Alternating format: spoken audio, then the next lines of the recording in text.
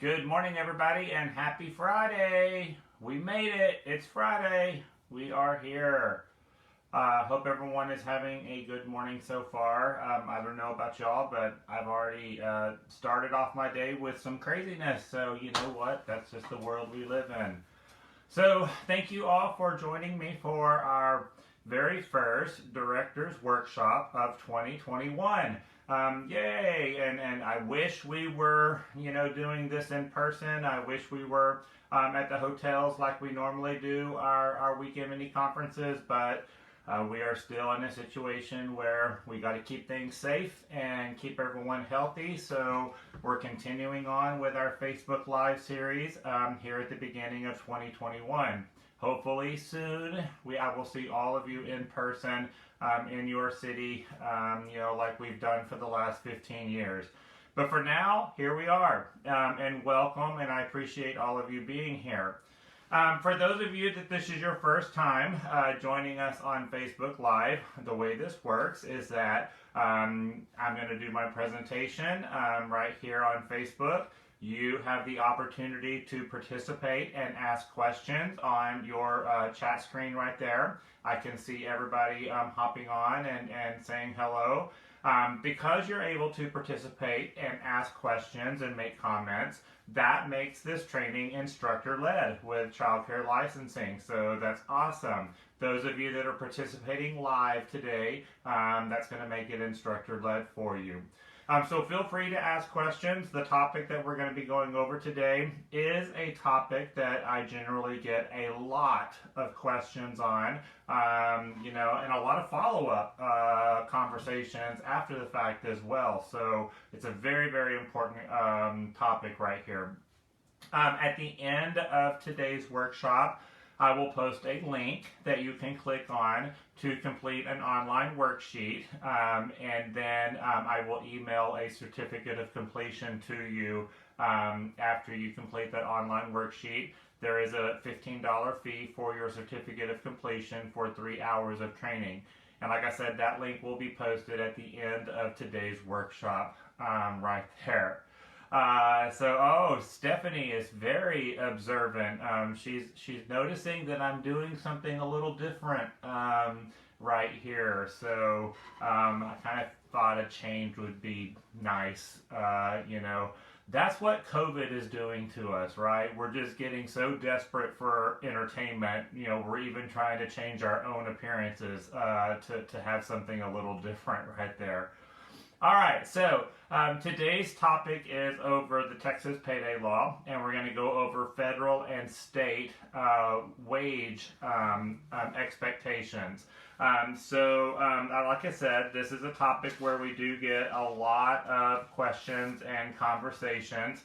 I always like to start this conversation, this particular topic, by saying, just because you've always done something one way and you've never gotten in trouble doesn't make it right, all right?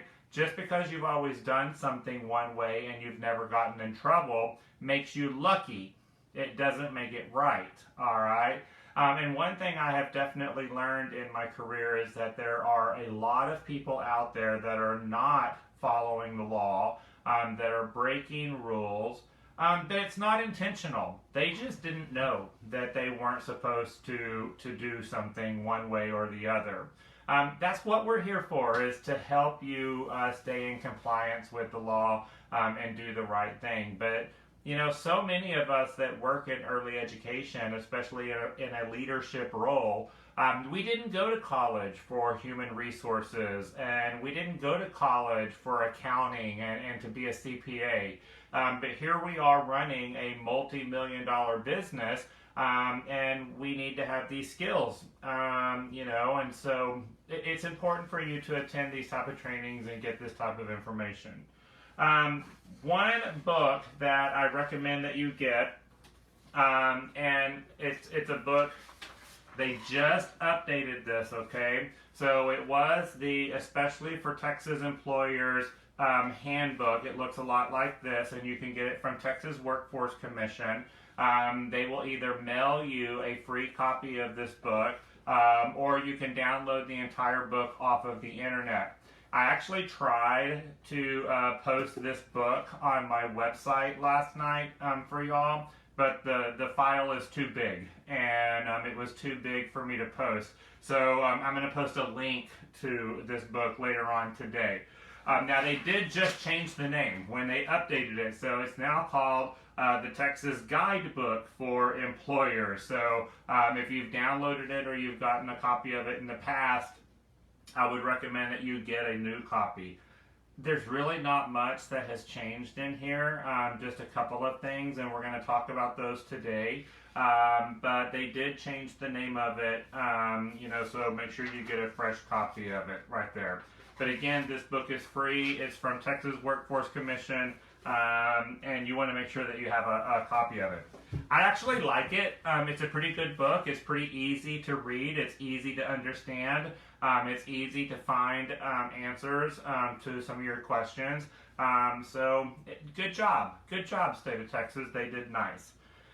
All right, so we're going to start off this morning talking about the Fair Labor Standards Act, the FLSA, and that is the federal guidelines.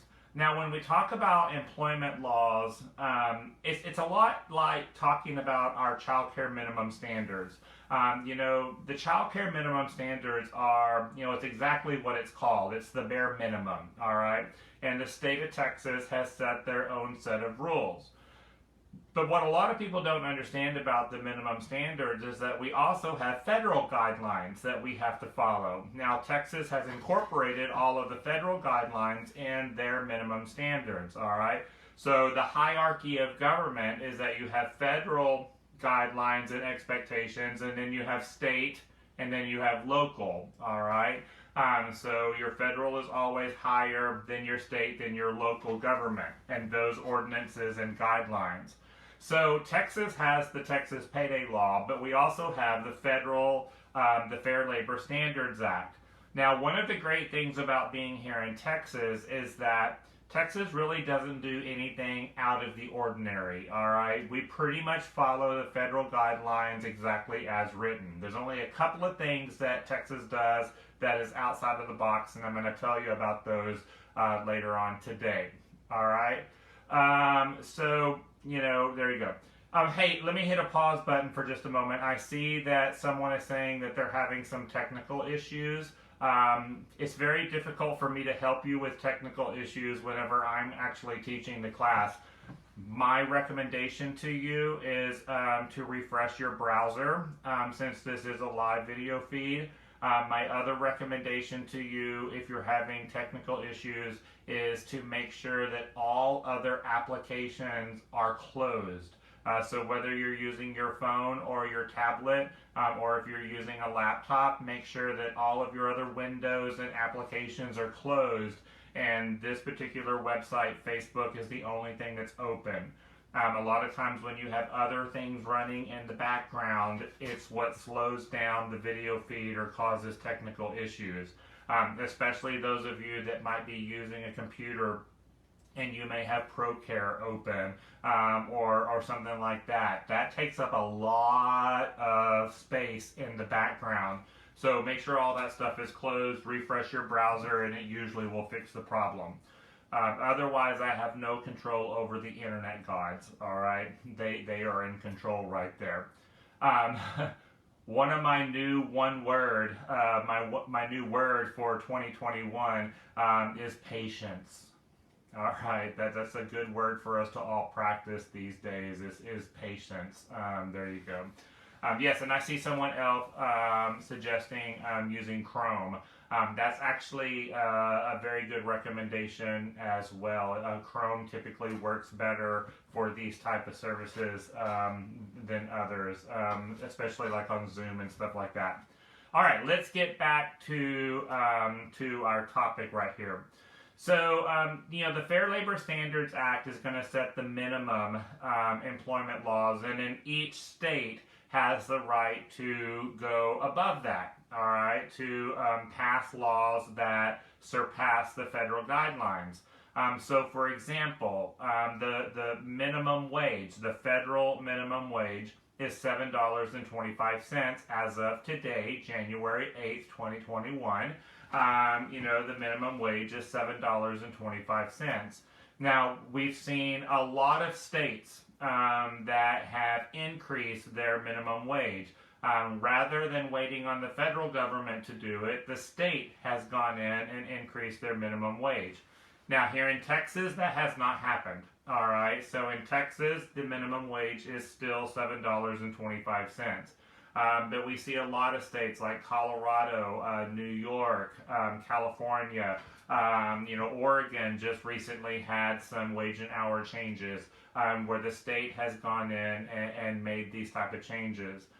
What we have seen here in Texas is where local governments have changed wage and hour laws for their area. And I'm going to talk about a few of those later on in the worksheet that we've seen here in Texas. But for the most part, the Fair Labor Standards Act are your federal guidelines. Excuse me, sorry. Now, the first thing that the Fair Labor Standards Act covers that you need to be aware of is what I've already talked about, the minimum wage, $7.25. You can never, under no circumstance, pay an employee below minimum wage, all right? And you also cannot drop their hourly rate below minimum wage with any deduction. And we're going to talk about deductions here in just a little bit. Deductions that you can take out of an employee's paycheck and deductions that you cannot or you need to have authorization. The most important thing is that when you do deductions out of an employee's paycheck, you've got to make sure that it's not dropping them below minimum wage. There are a few deductions that you are allowed to drop them below minimum wage, and we'll talk about those in just a little bit. Overtime is the other thing that is addressed under the Fair Labor Standards Act. Overtime is paid at time and a half after 40 hours worked in a work week. All right. So the first thing you need to do in your employee handbook is you need to define what is your work week. All right. Now, typically your work week is going to be Sunday to Saturday, a 7-day period. Sometimes I see employers do a Monday through Sunday. It just can't be like in the middle of the week. You can't do like a Wednesday to Tuesday, all right? But you're going to define your work week. But like I said, 99.9% of the time, it's a Sunday through Saturday work week. Overtime is due after 40 hours worked in a work week. When and how you pay your employees is irrelevant, all right, when it comes to calculating overtime. So if you pay your employees weekly, bi-weekly, twice a month, like on the 1st and the 15th, however you pay your employees or the frequency of when you pay your employees is irrelevant when it comes to calculating overtime. Overtime is always calculated after 40 hours worked in a work week, all right? This is probably one of the biggest mistakes that we see employers make when they're calculating overtime is that, you pay your employees every other week, so every other Friday. So for example, in my schools, today's payday for everybody. So we pay them every other Friday. Well, if you have an employee that works late on Tuesday and stays a couple of hours late for you, next week you're like, we're fully staffed today, I'm going to send her home early to, get her back down to 80 hours so she won't go over 80 hours in the pay period. That's not going to work, all right, because next week is another work week, all right? So if you want to reduce hours, send them home early, tell them to come in late. It has to be done within that same work week. All right. So hopefully that everyone understands that right there. Okay. And I also stress hours worked. So today is January 8th, 2021. Last week would be a great example of this. Many of you were closed on Friday of last week for New Year's Day. But many of you probably have a benefit available to your employees where you pay them for holidays that you are closed. Now that is a benefit. It is optional. You are not required to pay your employees on holidays that you are closed. But it is one of the most popular benefits that we see out there. Now, last week, if you closed on Friday and you paid your employees for New Year's Day under your holiday pay benefit, Monday through Thursday, if they work extra hours, all right, they may not be eligible for overtime because they didn't work over 40 hours. Even though you paid them, 40 hours, they didn't work over 40 hours. So keep that in mind when we're talking about holiday pay. Some of you do paid time off. You may still call it vacation time or sick time. Those are kind of old terms now. We don't really use vacation and sick time, those words anymore. It's usually called paid time off or PTO. If that is a benefit that you offer your employees and they take off on Wednesday for some doctor's appointments, but you pay them with their PTO, then they may not get overtime that week because they didn't work over 40 hours. All right, so always keep that in mind right there. This is why, the weekend after Labor Day, the weekend after Memorial Day, these are very popular days for people to do trainings on Saturday because you can bring your employees in for a couple of hours on Saturday, do some training and professional development, and it's not going to push you into overtime, all right, because they're not working more than 40 hours. All right. And we're going to talk about compensating employees for time spent in meetings and trainings here in just a little bit. And usually when I have a live audience in front of me, a question that pops up right now is, if you do have your employees come in for a training or meeting, can you pay them at a lower rate of pay? Let's go ahead and address that since we're talking about it. Yes. All right, you can always pay your employees a different rate of pay as long as they are aware of it in advance. All right, so it cannot be done in a retroactive manner. Okay, they have to be aware of it in advance. So you need to make sure you have this in your employee handbook or some type of acknowledgement that they know that anytime they attend a training or a meeting, they may be paid at a lower rate of pay. All right. Yes, you can do that. You can never pay them below minimum wage, so it has to be $7.25 or higher, all right? But you can do that. But I don't recommend it, all right? For several reasons, I don't recommend this practice, all right?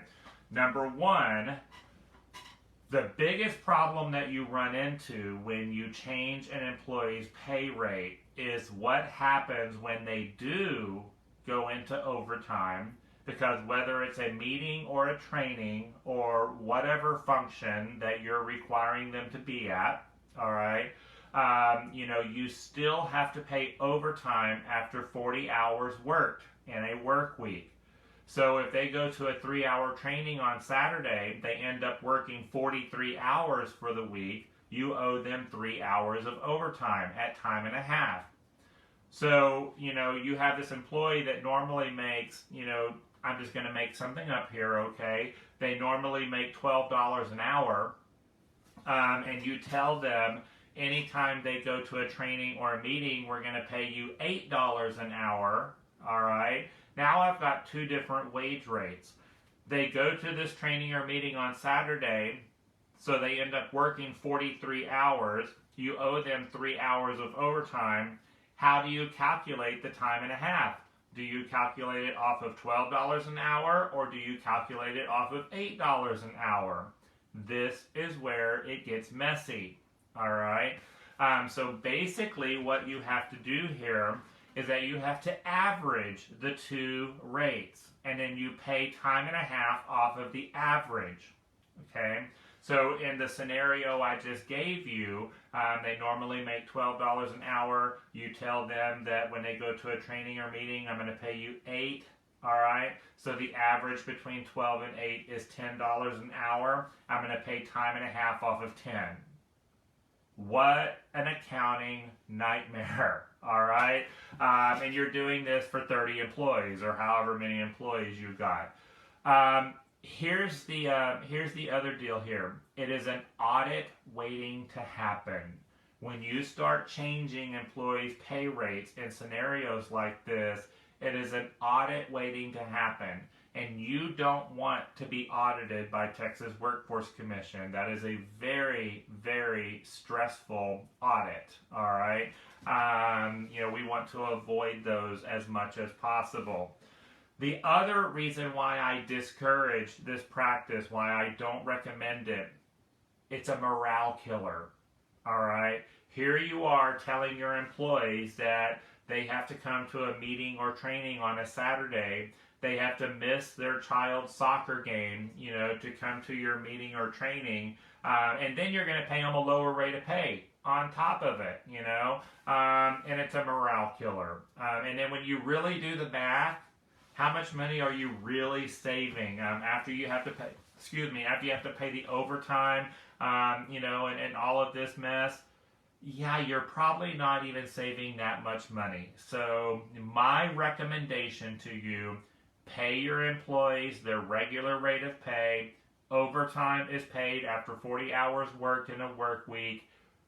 I like to call this, give it a kiss. Keep it simple. Silly. I changed the last word. All right. Keep it simple. All right. And that's the best way.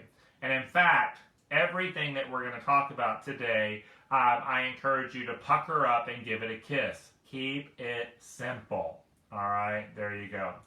So I see Erica, saying the same thing. Exactly how much are you really saving? All right, it's not worth the morale that you're killing. All right, and the upset that you're creating with your employees right there. So yes. All right. So overtime paid after 40 hours in a work week. All right. Something that I want y'all to write down, those of you that are taking notes right now. Write this down because this is one of the best rules of thumb when it comes to employment laws. Hours worked equals hours paid. All right? Hours worked equals hours paid. That is your general rule of thumb right there. And anything over 40 hours, you pay it overtime. Keep it simple. All right? All right, we'll talk more about this as we move on, but that's kind of the basics with overtime. Here, let me go ahead and say this too. Y'all, there's no way of getting out of overtime, all right? Anytime they work over 40 hours, you pay them overtime. There's no exception to this. There's no way out of it. Usually when people call me or they come to me and they say, hey, Tim, I got a question for you. Do I have to pay overtime if, and I don't even let them finish the sentence. Yes. Well, you didn't let me finish my sentence because I'm going to tell you the answer is yes, you have to pay overtime, all right? There's no way around it, all right? It is what it is. Child labor is something else that is covered under the Fair Labor Standards Act, all right? That there are very particular rules that you have to follow when you employ someone under the age of 16, all right? Now, in our early education, child care, after school world, we really don't have to worry about this one because child care licensing doesn't allow us to employ anyone under the age of 16. According to the child care minimum standards, in order to be a caregiver, you have to be at least 18 years of age. All right. It does tell us in the child care minimum standards that we can hire a 16 or 17-year-old as long as they are enrolled in or completed a career-related program that has been approved by the Texas Education Agency. They can be counted in child staff ratio, but they cannot be left alone. So they have to be supervised by another adult. So that's the rules with 16 and 17-year-olds, all right? But anyone under the age of 16, child care licensing will not allow us to employ. So to talk about child labor, it's really irrelevant because we can't hire them, all right? But sometimes, if you're running a retail establishment, you're working on a farm, you're working in a factory, a restaurant, you will see from time to time that they hire kids under the age of 16. And there's some very particular rules on that. About the number of hours that they can work. Their work schedule cannot conflict with school. They have to be allowed the opportunity to complete homework if applicable. And most importantly, individuals under the age of 16 cannot operate heavy machinery. All right. Now, again, in our early education childcare world, we don't really have a lot of heavy machinery, but those are some of the examples that we would see there. All right. So keep that in mind right there. The other thing that is very, very important for you to understand is the Fair Labor Standards Act is going to cover what is called equal pay. All right. So it's very important for you to have a system in place where you're able to prove that you are hiring your people and you are paying them equally. All right. Now, compensation, how much you pay your employees, should always be based on three things and three things only. So again, those of you that are taking notes, this is very important. Compensation is always based on these three things: experience, education, and skill. All right? So experience, education, and skill. That's how you determine how much you pay them. Nothing else, all right, should come into consideration when you're deciding rate of pay. So experience, obviously, how long have they been working in a licensed child care program or after-school program? That's what you want to look at. Education, what is their education? Do they have a high school diploma, a high school equivalent? Do they have a CDA, a Child Development Associates? Do they have a bachelor's degree, a master's degree? Obviously you can pay a higher rate of pay based on their education. When I talk about skill, all right, skill is going to be based on what skills do you have listed in your job description. So whatever position you're interviewing this person for, you're going to have skills listed in the job description, and they have to be able to perform these skills. And depending on the job, some jobs may have greater skills. So obviously the job description for an assistant teacher is going to look different than a lead teacher. Then we move into like an assistant director position, a director position. There's going to be different skills that are outlined in each of those job descriptions. All right. And does that person have those skills? Okay. So that's what you want to look at right there. All right. Education, experience, and skill. That's it. All right. Benefits that you offer that employee. Benefits have nothing to do with compensation, and benefits should never be taken into consideration when deciding compensation. All right. So here is a ginormous mistake that I see childcare providers make. All right.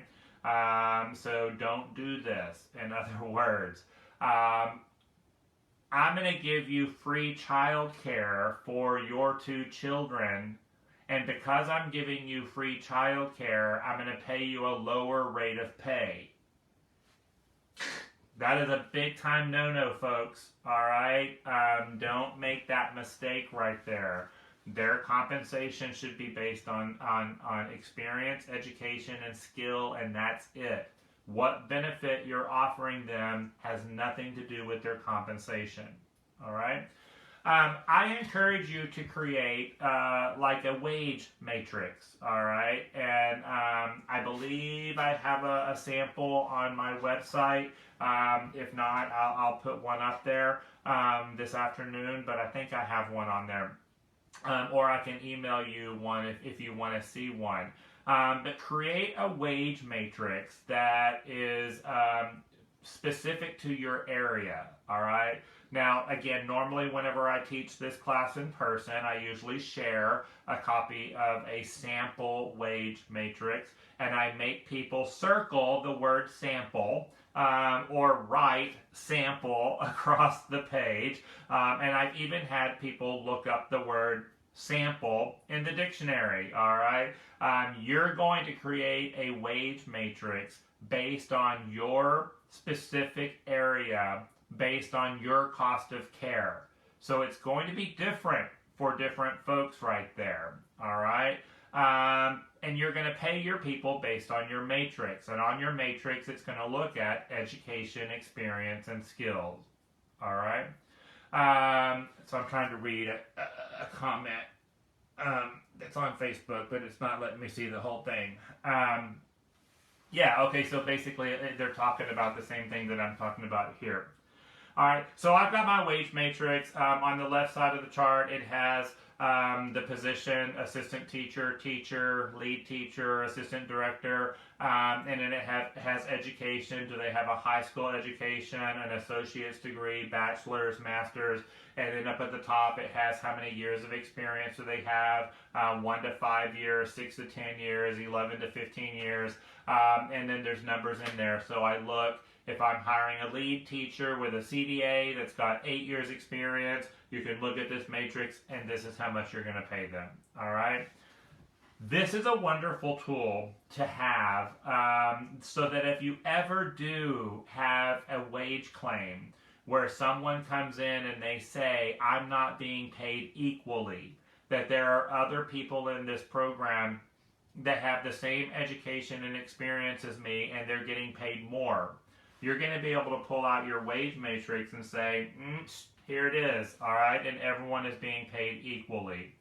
Now, of course, over the course of years, you know, depending on how many years this person is with you, every year you're going to do a performance evaluation on them, and they may receive a pay increase based on their performance with their annual performance review. Whether it's a 2%, a 3%, a 5% increase, whatever they have earned. All right. So over the course of years, yeah, their pay is going to be different. All right. Because, you know, your performance may have been greater than this person. They got a 2% increase. You got a 5% increase. So that's going to change it. But if you have a wage claim, I've got my wage matrix that we started off with, and then I've got my annual performance reviews that's going to back up the increases as you go along. All right? So those are very, very critical and important documents for you to have in your program. All right? So great. And you know, I have no problem sharing my wage matrix with, you know, employees. When employees, you know, come in and here I'm actually gonna, I got one right here. So, you know, this is kind of what I'm talking about right here. So it kind of looks like this. All right. Now, again, this is a sample one. You want to make one that is specific to your area. But I have no problem sharing this with employees. You know, if I have people that come in and they say, hey, Mr. Tim, I want to make more money. I need to make more money. Put the ball back in their court, all right?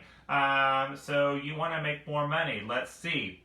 Let's take a look at the wage matrix and let's see how you can make more money, all right? Option number one is to further your education. All right, let's go back and get that associate's degree. Let's go back and get that bachelor's or do your CDA. That's one way to make more money. Another one is to get a promotion. So increase your skill set. All right, work on your skill set and get a promotion. You can make more money. Or the longer you're with me, the more money you make. All right, so don't just give out free money.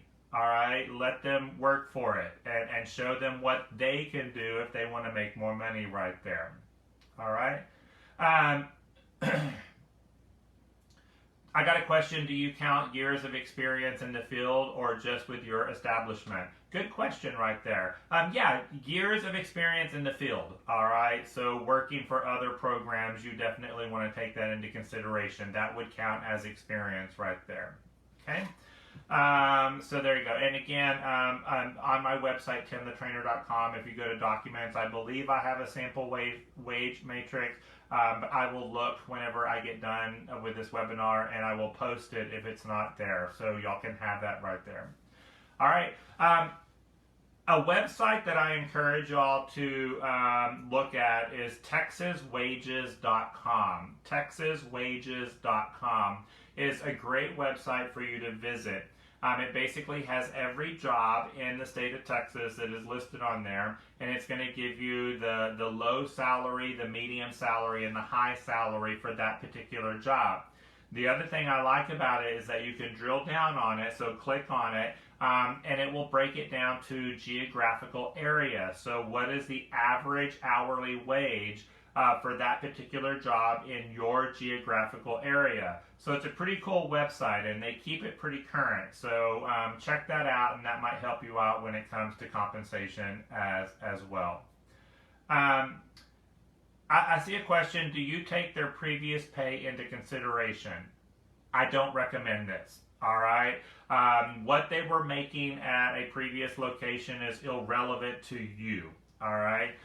You are going to pay an employee based on your wage matrix, based on your cost of care, based on your income. All right. And especially if they worked in another area of the state. All right. And let's just be honest, okay? Let's be honest out there. Are they being honest with you? I saw a study one time, and I believe it was by the United States Department of Labor, that said something like 80% of job applications and resumes are exaggerated. All right, so 80%, whether it's experience or education or pay, people tend to exaggerate on the application or resume. And I believe that to be true. All right. So when they tell you, oh, I was making $15 an hour at the other place, really? All right. Hire people based on your wage matrix. All right. And that's what I would stick to right there. All right. I'm just kind of looking at some of the comments right there. Very good. Thank you for sharing those websites, people that are helping me out. All right, so there you go on equal pay. Let's go ahead and move on. Those were all items that were covered under the Fair Labor Standards Act. All right. Let's talk now about the Texas Payday Law and what is covered under the Texas Payday Law. The first thing they're going to cover is timely payment of wages. So you have to pay your employees within the pay period. All right. So that's probably the biggest thing that the Texas Payday Law is going to address is timely payment of wages. All right. For hourly non-exempt employees, you have to pay them at least twice a month. For your exempt employees, salaried exempt employees, you can pay them once a month if you choose to do so. And I'm going to talk about what is the difference between a non-exempt and exempt employee here in just a little bit, all right? But your non-exempt hourly employees have to be paid at least twice a month. Now, most of us do an every other week payroll. I do know, some programs that do the 1st and the 15th or the 5th and the 20th. I've seen all kinds of different, scenarios right there. I understand that from an accounting standpoint, this is very helpful to pay people, like on the 1st and the 15th. Y'all, this again is an audit waiting to happen. And the problem with paying people like that is calculating the overtime. All right, because depending on when the 1st and the 15th happens, it may happen in the middle of a work week. You still have to pay overtime for any hours worked in a work week over 40. And so doing this 1st and the 15th thing it's kind of an accounting nightmare, and I see a lot of people make mistakes and then get audited and have penalties and fines. All right. This whole paying your employees on the 1st and the 15th was originally designed for companies that only had salaried exempt employees. It was never intended for companies that have hourly non-exempt employees. All right. But like I said, I know a lot of people that do it, that love it. It's just not the easiest or best thing to do. All right, and I know that you've got some computer softwares that will calculate a lot of this stuff for you. That's fantastic. It still doesn't free you up from an audit and making those type of mistakes. Like I said, timely payment of wages. You must pay your employees for all hours worked within that pay period. So you cannot ever hold an employee's compensation or their payment of wages. You can't ever hold that or delay it. It has to be paid under the Texas Payday Law within that pay period. So this is going to eliminate the possibility of doing, what some of you call comp time, all right? Where if you work extra hours for me now, then, at Christmas time, I'll let you have some time off, all right? You cannot do that under the Texas Payday Law. All hours worked must be paid within that pay period. Now, one thing, I don't want to confuse anybody here, but government and municipal agencies are exempt from the Texas Payday Law. All right, so that's why, when we see school teachers, we see people that work for the city, we see people that work for the post office, and you hear them get comp time. Well, that's because they work for a government or municipal agency. They have a whole different set of rules. But for us peons, all right, us little private people, we have to pay employees for all hours worked within that pay period. All right, there we go. So I'm reading comments. Bi-weekly I think is probably the most common and popular thing right there. So great. I got a question. What about holidays and vacations? Can you elaborate on your question, please? I'm not sure what you're asking me with what about holidays and vacations. We talked about these at the beginning of the webinar, but maybe you kind of came in late. I'll wait for you to elaborate on that question and then I'll come back to it. All right. Enforcement of wage agreements. So another great thing that Texas Workforce Commission does under the Texas Payday Law is they basically enforce the policies that you create. So that's pretty cool. You get to make a lot of these rules with as long as they are within the law. All right. And they're going to enforce that. So this is why, we say in so many trainings that we do, the two most important documents in your business are your employee handbook and your job descriptions. Employee handbook and job descriptions. Those are the two most important documents in your business. And you want to make sure that they're very thorough, they're very detailed, and they cover all of the expectations that you have for your employees. And then make sure that your employees sign off on it. You're going to get an acknowledgement that is signed by the employee. Your acknowledgement with the job description and with the employee handbook always needs to acknowledge that they've received it, they've read it, they've had the opportunity to ask questions, they understand it, and they agree to follow it. That's the 5 components to an acknowledgement statement. They've received it, they've read it, they've had the opportunity to ask questions, they understand it, and they agree to follow it. You're going to get a signature on all 5 of those components. Now, this is really simple, and I don't want to get off topic here, but what do you do if an employee doesn't agree? Then they don't work for you. All right, that's really simple right there. You either follow my rules or you don't work here. It's real easy. All right, same thing with your customers, your parents. They either follow your parent handbook or they don't come. I can't tell you how many times I have addressed this question, over the last 10, 11 months with the pandemic, and a lot of your enhanced health policies that you've created, the screening policies that we've been doing under the emergency orders. And what do you do if a parent doesn't want to be screened? What do you do if a parent doesn't want their temperature taken? What do you do if a parent doesn't want to follow your exclusion policy? They don't come. All right, it's real simple. You either follow our rules or you don't come here. So I just had a question this week about that. So it's pretty simple. All right.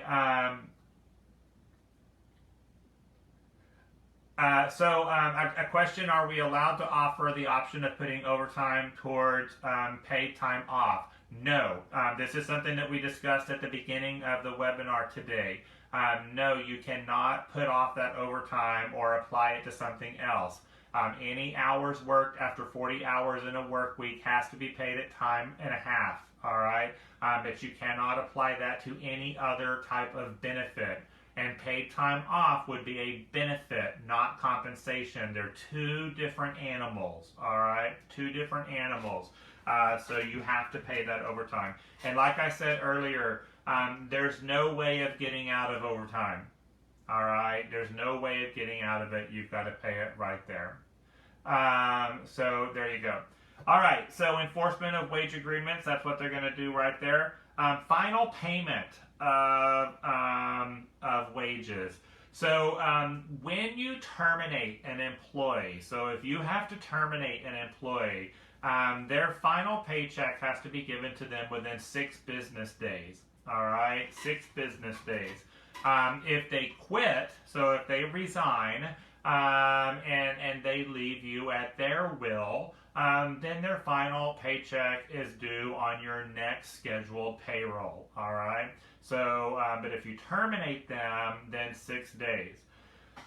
I strongly encourage you, whether they quit or you terminate them, all right, anytime you give an employee their final paycheck, I strongly recommend that you write somewhere on that check, like in the little memo in the bottom left-hand corner, write final paycheck. Then, when they endorse it and they cash it, they just acknowledge that that was their final paycheck and you owe them nothing. All right? When you do this, when you write final paycheck and they endorse it and cash it, they can no longer file a wage claim against you. All right? Or if they do file a wage claim against you, it's going to be dismissed because they have acknowledged that they received their final paycheck and you owe them nothing. All right? So very, very important right there. Now, the problem with this, where some of you run into an obstacle, is that a lot of you may pay your employees by direct deposit. There's a lot of pros and cons to direct deposit, all right? Now, during a termination, yeah, direct deposit is nice because I don't have to see you. You're gone, and I don't have to worry about you coming back. I'm just going to deposit that final pay into your bank account, and I don't have to worry about seeing you again. However, when you do a direct deposit, you don't have that option of writing final paycheck and them signing it, all right? So, you're going to pick your battles right here. Pick your battles. It might be that you write into your policy manual that, even though you offer direct deposit to your employees, their final paycheck will be a live check. All right? And then that way you can write final paycheck on there, and then they endorse it and they cash it. All right? So that's something that I have seen a lot of different people do. I have a whole training that I do on proper ways of terminating an employee. So I don't want to go too far down this rabbit hole because it's a totally different training. In best case scenario, if you can hand an employee their final paycheck at the time of termination, that is always best case scenario. All right, that way they've got it, it's done, it was done within the amount of time, and you don't have to see them again. But a lot of you may not have that capability. You may not have that authority or capability of cutting that final paycheck at the time of termination. If you do, that's always the best thing to do. All right? That way you don't have to worry about the timely payment of wages right there. Because sometimes they get bitter and they want to claim that they didn't receive their final paycheck within the appropriate amount of time, and then you get into the he said, she said drama. All right? So I got a question about what if they owe you outstanding tuition? Can you deduct that from their paycheck? Lisa, if you don't mind, can we put a pause on that question? Because we're going to talk about deductions here in just a little bit. That's a big conversation. So if it's okay, let's put a pause on that question because I'm going to address that here in just a little bit. All right? Now, I got a question. What about vacation and sick pay? I'm assuming that you're asking me about final payment of wages, and do you owe them or do you have to pay them for unused paid time off benefits? The answer to that is what's in your handbook. All right. So many times when y'all call me or y'all come to me and ask me a question about wage and hour or employee expectations, my question back to you 99.9% of the time is, what's in your handbook? All right. So when I got a question, do I have to pay people for unused vacation or sick time? What's in your handbook? All right. So how is this addressed in your handbook? So, when we talk about benefits and paid time off as a benefit, it's not required. You're not required to give these benefits. Most of you, all right? But how do you have it in your handbook? If you say, I'm going to give you 80 hours of paid time off each year, for example, what you give, you can take away.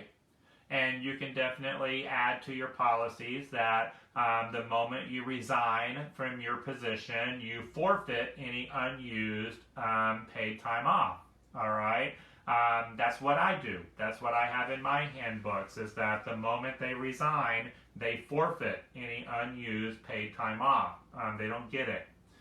Now, you got to be careful, because if you say you earn paid time off or you accrue paid time off, if you use those words, they earn it or they accrue it, then you have to pay it. All right? So be very careful with the way you word this. Are you going to give them paid time off, or are they earning it or accruing it? All right? So earn or accrue, you have to pay. All right, so, but otherwise you're going to address this in your policy manual. All right, so there you go. Now, again, I don't want to confuse anybody, so focus here. Those of you that may operate a business in the city of Dallas or the city of San Antonio, Dallas and San Antonio do have city ordinances requiring paid time off. All right. Now that is specific to those of you that are operating a business in the city of Dallas and the city of San Antonio. And this is what I was talking about at the beginning of the webinar, that we are starting to see a lot of cities and counties creating wage and hour laws that supersede state or federal guidelines. And this has happened in Dallas and San Antonio with paid time off. All right. Now, I remember back when this was first passed in San Antonio, I had a lot of clients that were, pretty upset that, this is now giving our employees a free pass to call in sick. It's giving them a free pass to not come to work. No, it's not. All right. Just because your local area may have an ordinance on requiring paid time off, you still get to create attendance guidelines that they have to follow. And you still get to create the consequences for violating that policy. So if they're not reporting to work and they're violating your attendance guidelines, you still get to discipline them appropriately. All right? So requiring some type of paid time off does not give a free pass to come to work whenever you want. All right? You still get to set those guidelines. All right? Now, again, I don't want to get off topic and go too far down the rabbit hole here, but remember, your policies are only as good as they are implemented and followed. All right? So mean what you say what you mean, follow your policies exactly as written. Every policy that you have in your handbook that is not followed discredits your entire book. All right? So if you do create attendance guidelines, you need to follow them for everybody. All right? That's very, very important right there. Yeah, and like I said, I'm sure that there are other cities besides San Antonio and Dallas. Those are the two that I've dealt with the most. Rose, I believe you're right. I think Austin has something as well. You're just going to check with your local area on that right there. And even between San Antonio and Dallas, there's some differences between the two. But like I said, and y'all know we've experienced this with COVID, with the pandemic. Y'all remember back in especially March and April, it was so confusing because every single city and county was doing something different. And it was almost impossible to keep up with what everyone was required to do because it was so different around the state depending on the area you're in. We kind of got back to a universal way of handling things with the pandemic, but you know we see this happen from time to time, and I'm sure it's going to happen again. All right, you know we're not done with this mess, and it's going to get unfortunately I believe it's going to get crazier before it gets more simple. All right, we're not out of the woods just yet. All right. And of course, the Texas Payday Law is going to talk about wage deductions. We'll talk about those in just a little bit. And then if you have an employee that claims that they were not paid for the hours that they worked or they were not paid fairly, they have a right to file a wage claim against you, and Texas Workforce Commission is going to mediate that wage claim. All right? So again, that's where your policies and your documents are so very important. All right? Now, let's talk about a few items that are not addressed in the Texas Payday Law or the Fair Labor Standards Act. So these particular items, there are no rules or no expectations. So in other words, you get to create your policies that best fit your business, all right, that are best for your business. The first one and the biggest one is breaks and lunch periods, all right? Are you required to give an employee a break after a certain amount of time? No, you're not, all right? And again, usually whenever I do this training live, I have a handout of frequently asked questions document from Texas Workforce Commission, and this is actually one of the items on there. It is up to the business to decide on breaks or lunch periods. It's based on your business needs. Basically, what Texas Workforce Commission is going to look at, hours worked equals hours paid. Anything over 40 hours in a work week is paid at overtime. That's it. All right. So, you know, sometimes we have employees that come in and they say, well, you have to give me a break after 6 hours. Yeah, no, you don't. All right. Now, even though there is no rule on breaks or lunch periods, y'all still need to be human. All right, and especially in our industry, your infant teachers, your toddler and 2-year-old teachers, your school age, program leaders, these people need to get out of the classroom. All right, you need to give them a break every once in a while so that they can maintain competency and self-control. So, yes, I'm a big advocate for scheduling breaks and giving people a little bit of a moment to maintain their composure. But just know, by law, this is not addressed. All right, this is not addressed. I'm just reading a question I've got right here. Again, it's a long one, so Facebook doesn't give me the whole thing.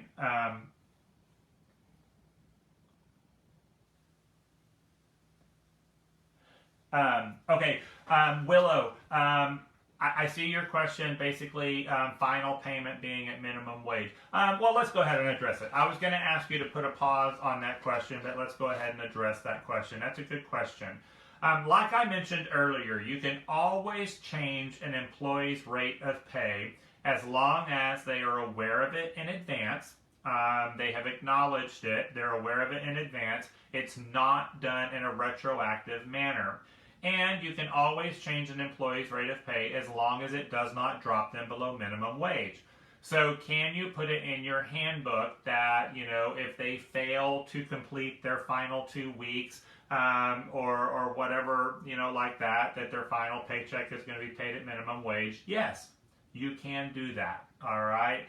I've seen a lot of different policies similar to this, whether it's final paycheck paid at minimum wage if they fail to complete their final 2 weeks. Anytime an employee is late for their shift, they're paid at minimum wage for the day. I've seen that one. Yeah, you can do this as long as it's in the handbook, they're aware of it in advance, and they've acknowledged it. However, even though this is legal and you can do it, it is not recommended. All right? And Texas Workforce Commission even has this in the guidebook that I showed you earlier, that yes, you can do it, but it's not recommended. All right? It could create a wage claim and could cause you a lot of stress and anxiety. But it's a very popular policy and a lot of people do it. All right, let's get back to lunch or break periods.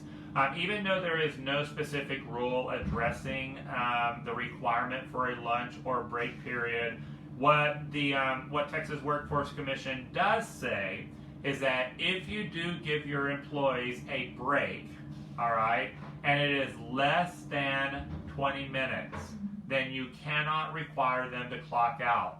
So if they just say, hey, I need a 5-minute break, I just need to go walk around the parking lot and gather my thoughts, or I want to run next door and get a soda.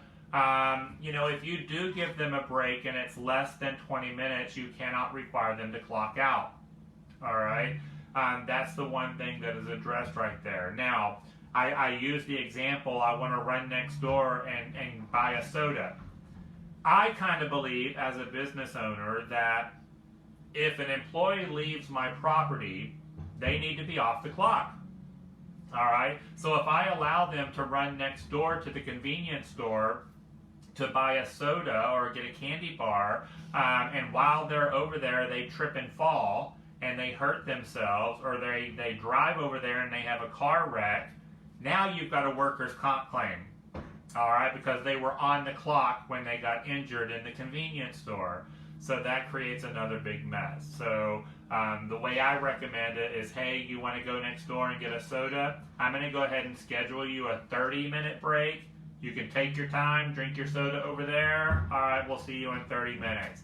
That way they can be off the clock whenever they leave your property. All right?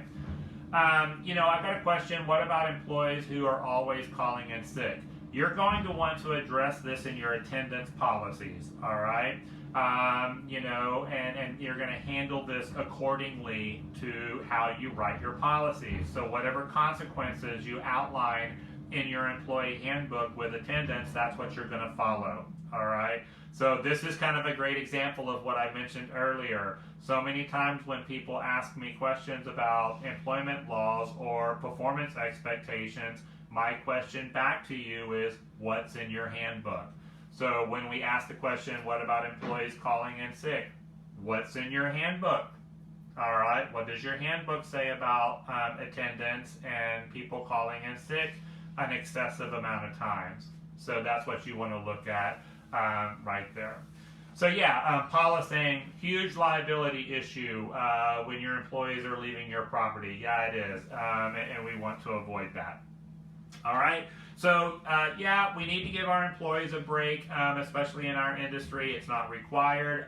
If you're short-staffed and every single adult is counted in child staff ratio, then sorry, no breaks. All right, you're not going to get anything. But if you can schedule those, let's be human. All right. But just know that if you do give someone a break, and it's less than 20 minutes, then you can't require them to clock out. All right. So there you go on that one. Premium pay. We don't really deal with a lot of premium pay situations here in our child care, early education, after school world. Premium pay would be where you have an employee that is doing an undesired skill, they have an undesired assignment, or they're doing something that puts them at greater risk, all right? And you may have a premium pay situation in those type of situations. I have seen this before in our industry, just not very often. Where I have seen this is, for example, programs that may be open 24 hours a day, 7 days a week. And I know several programs that are 24-hour a day, 7-day-a-week programs. Well, trying to hire employees to work that 10 p.m. to 6 a.m. shift, that overnight shift, that's hard. That's an undesired shift, all right? And you have to stay awake, by the way, for those of you that might be considering that type of program, not me. But, I know that there is a need for it in some areas. Well, you may have a premium pay situation for those working that 10 p.m. to 6 a.m. shift, all right? You're just going to outline this in your employee handbook. You're going to define it, all right? Something else that I have seen is commercial driver's license. So those of you that may have large school buses and the driver is required to have a commercial driver's license, that is a big risk, all right? That particular employee is taking on a bigger risk, driving that large bus and then having to go get their commercial driver's license, which also limits their ability to take defensive driving and those type of things right there. So I've seen situations where employers have had to offer premium pay for employees that are driving the big buses that require a commercial driver's license, whenever they're performing that duty. All right. So those are really the only two times that I have seen a premium pay situation. I'm sure that there's been others, but those are the two most common. We have gotten a lot of questions, over the last year about hazard pay with COVID and with our enhanced health practices, offering some type of hazard pay. I'm going to refer you to your CPA or your payroll company for guidance on that one. It's a very slippery slope because one can easily argue that the expectations that we've had during the pandemic with your enhanced health practices are really no different than the health practices that we have been following for years. You wash your hands, you follow universal precautions, you sanitize and disinfect your classroom, the toys and the equipment. That's what we've always been doing, all right? And that's why we follow universal precautions. So, I see a lot of situations where people are paying hazard pay. I would be careful if I were you. All right, because I've said this in so many of our webinars over the last year. We're going to have lawsuits that are filed against businesses and employers due to the pandemic, but we're not going to see these lawsuits until after it's over. All right, not during the pandemic. It's going to be after it's over. And this is a great example right here that you're offering a premium pay or a hazard pay during the pandemic because of the enhanced health practices, but then after the pandemic's over, you're still going to be following these health practices because this is what we've been doing for all these years. And now you want to take that premium pay away, but they're still expected to follow the same expectations. Y'all see where I'm going with this? You're kind of putting yourself in a big hole right there. So I would just be careful. But y'all get to make that decision. Y'all get to make that decision right there. All right? I'm trying to read the questions. Y'all, sometimes when your questions or comments are long, I can't see all of them, and I have to click a little button right here.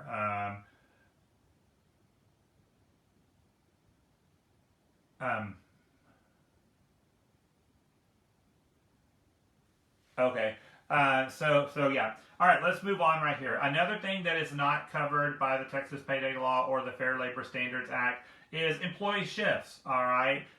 Employee work assignments are completely contingent on the business needs. So you get to create their work assignments based on the need of the school. All right.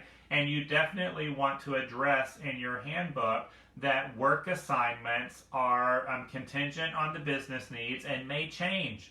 All right. You're going to give advance notice of any change in work assignment. But just because I hired you to work 6:30 to 2:30 doesn't mean you're going to be guaranteed those hours for the entire length of the relationship. I hired you to work 6:30 to 2:30, but now that children have transitioned and we have a new group of kids or whatnot, now I need you to work 8 to 4. All right. So employee work assignments are completely contingent on the business needs. And you also definitely want to put in your handbook that nobody is guaranteed 40 hours a week. All right. That again, the number of hours that you are assigned are based on the needs of the business. Right now, once again, is a great example of this. A lot of you are running at a lower capacity right now. You've got less children than we normally have. And so, employees may not be getting 40 hours. You've had to cut their hours to 25 or 30. All right. So there's no guarantee of that full-time hours or 40 hours. So employee shifts or work assignments are completely contingent on the needs of the business. You just want to make sure that you have this in your handbook right there. All right. There you go. Raises and bonuses. All right. There is absolutely no law that says you have to give an employee a raise every year. Raises are based on performance. They have to be earned, and you have to be able to afford it. All right. And again, right now might be a situation where you just can't afford to give an employee a raise or a bonus. You're trying to keep the doors open. All right. What's more important to you, getting that 3% raise or having a job? All right, because if we go out of business, then you've got no job. All right, but raises and bonuses are completely contingent on the business need. Sometimes I've had employees that are like, "You have to give me a raise every year." No, I don't. All right. Now, if you are giving raises, an increase in salary, I strongly recommend, once again, that you have some type of matrix or scoring system that is used consistently with all of your employees so that, you're able to justify the amount of increase that you gave them and that it is fair and equal based on their performance. With this being said, I recommend that raises always be on a percentage basis. So I'm going to give you a 3% increase in your salary or a 4% increase in your salary. Y'all, I strongly recommend that you get away. Stop doing this. I'm going to give you a 25-cent raise. I'm going to give you a 50-cent raise. I'm going to give you a dollar raise. I'm doing a flat dollar amount. All right. When you give a flat dollar amount, that can be very tricky because a 25-cent increase in someone's salary, someone making $8 an hour versus someone making $12 an hour, that quarter increase is going to be very different. So I recommend that you do raises based on a percentage of their salary. That is the cleanest way of doing it. All right, cleanest way of doing it.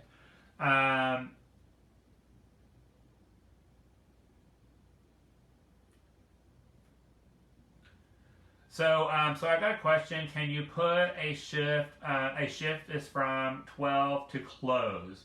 And then if you have kids that leave early at the end of the day, you're not obligated to pay them, until closing time. You're right. Check your handbook. So again, I'm going to refer you back to what language is in your handbook. But look, here's the deal. I mean, and I think saying that your job assignment is from 12 o'clock to the close of business. That's probably a good way to word it. But remember what I said earlier today, and this is the big golden rule when it comes to wage and hour. Hours worked equals hours paid. Hours worked equals hours paid. If they don't work, they don't get paid. It's real simple, all right? You don't work, you don't get paid, all right? So, if all of my kids go home early and we get to close at 6:10 instead of 6:30, and they leave at 6:10, then they only get paid until 6:10, all right? You're not obligated to pay them, after they're not working, all right? But just, it's best to put this in your handbook right there. But the golden rule, hours worked equals hours paid. They don't work, they don't get paid. It's real simple. All right? Good question, though. Good question. If I gave gold stars out, I would give you a gold star for that question. But I don't do gold stars, so no gold star for you. All right? Paid time off, we've talked about quite a bit already. Paid time off is a benefit. And this is totally contingent on your business needs, all right? I know a lot of businesses, I know a lot of you that don't offer any type of paid time off benefit because you're a small program and you can't afford it, all right? There you go. Now, I will tell you that according to the United States Department of Labor, paid time off is the #1 benefit that employees want. It is the most popular benefit that is out there. So if you can incorporate this into your handbook, it is a very, very popular benefit, especially, especially for the generation of workers that we have right now. This is a very popular benefit for them. They like their paid time off, all right? But it's totally contingent on the business need. I debated with myself whether or not I wanted to bring this up in today's workshop because it is being recorded and it is going to be made available on our website for people to watch in the future. And I don't want to add any confusion out there, but I kind of feel like we need to, all right? When we're talking about paid time off, as of right now, January 8th, 2021, we do have the FFCRA that has been extended until March 31st of 2021. And that's the Families First Coronavirus Relief Act, all right? And under the FFCRA, then we are required to have paid time off for our employees who are test positive with COVID and ordered to quarantine by a healthcare professional or a government agency. Any employee that is recommended to quarantine by a healthcare professional or government agency, or an employee that is unable to work because they have to care for a child whose school has closed. All right.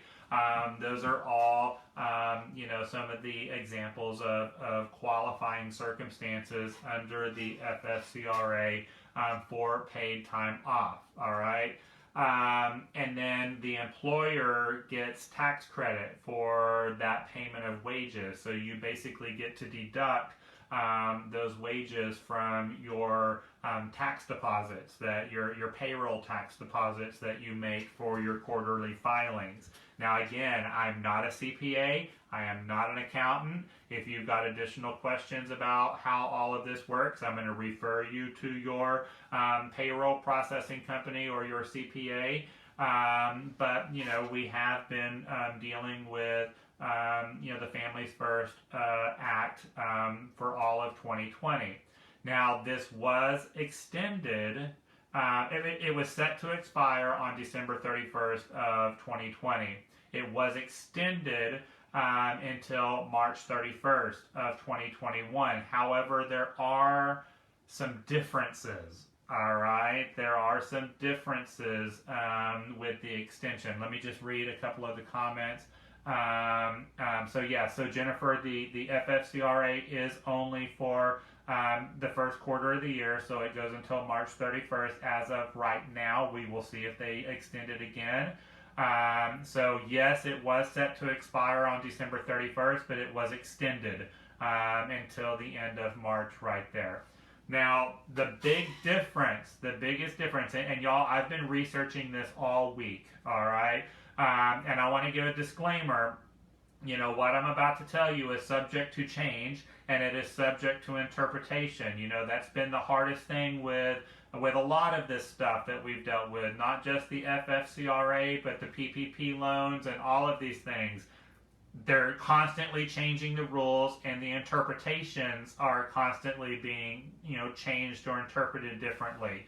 The biggest thing that we see with the extension of the FFCRA is that it is now optional. All right, so it is not required that employees offer this paid time off to the qualifying people. It is optional for employers now. Now, if you do choose to pay your employees, for their paid time off for a qualifying circumstance, you still get to do the tax credit, so you still get to deduct that money from your tax deposits, but it's not required anymore. It is optional. The problem with that, and I've had a lot of conversation with folks this week about this, is that if you offer it to one, you've got to offer it to everyone. You can't pick and choose which employees you're going to offer this to and who you're not. All right? So I'm only going to offer it to the pretty employees, but not the ugly ones. You can't do that. All right? That's where this is going to get messy. So I think that you as a business need to make the decision, are we going to offer it or not? All right?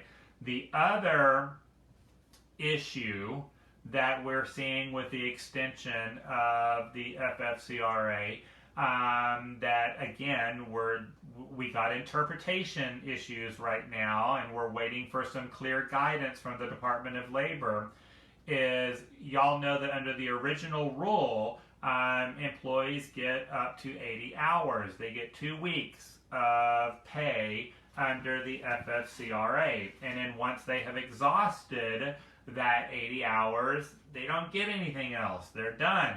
All right? So now that this has been extended into the first quarter of 2021, if you already have someone that has exhausted their 2 weeks of pay, do they get to start over?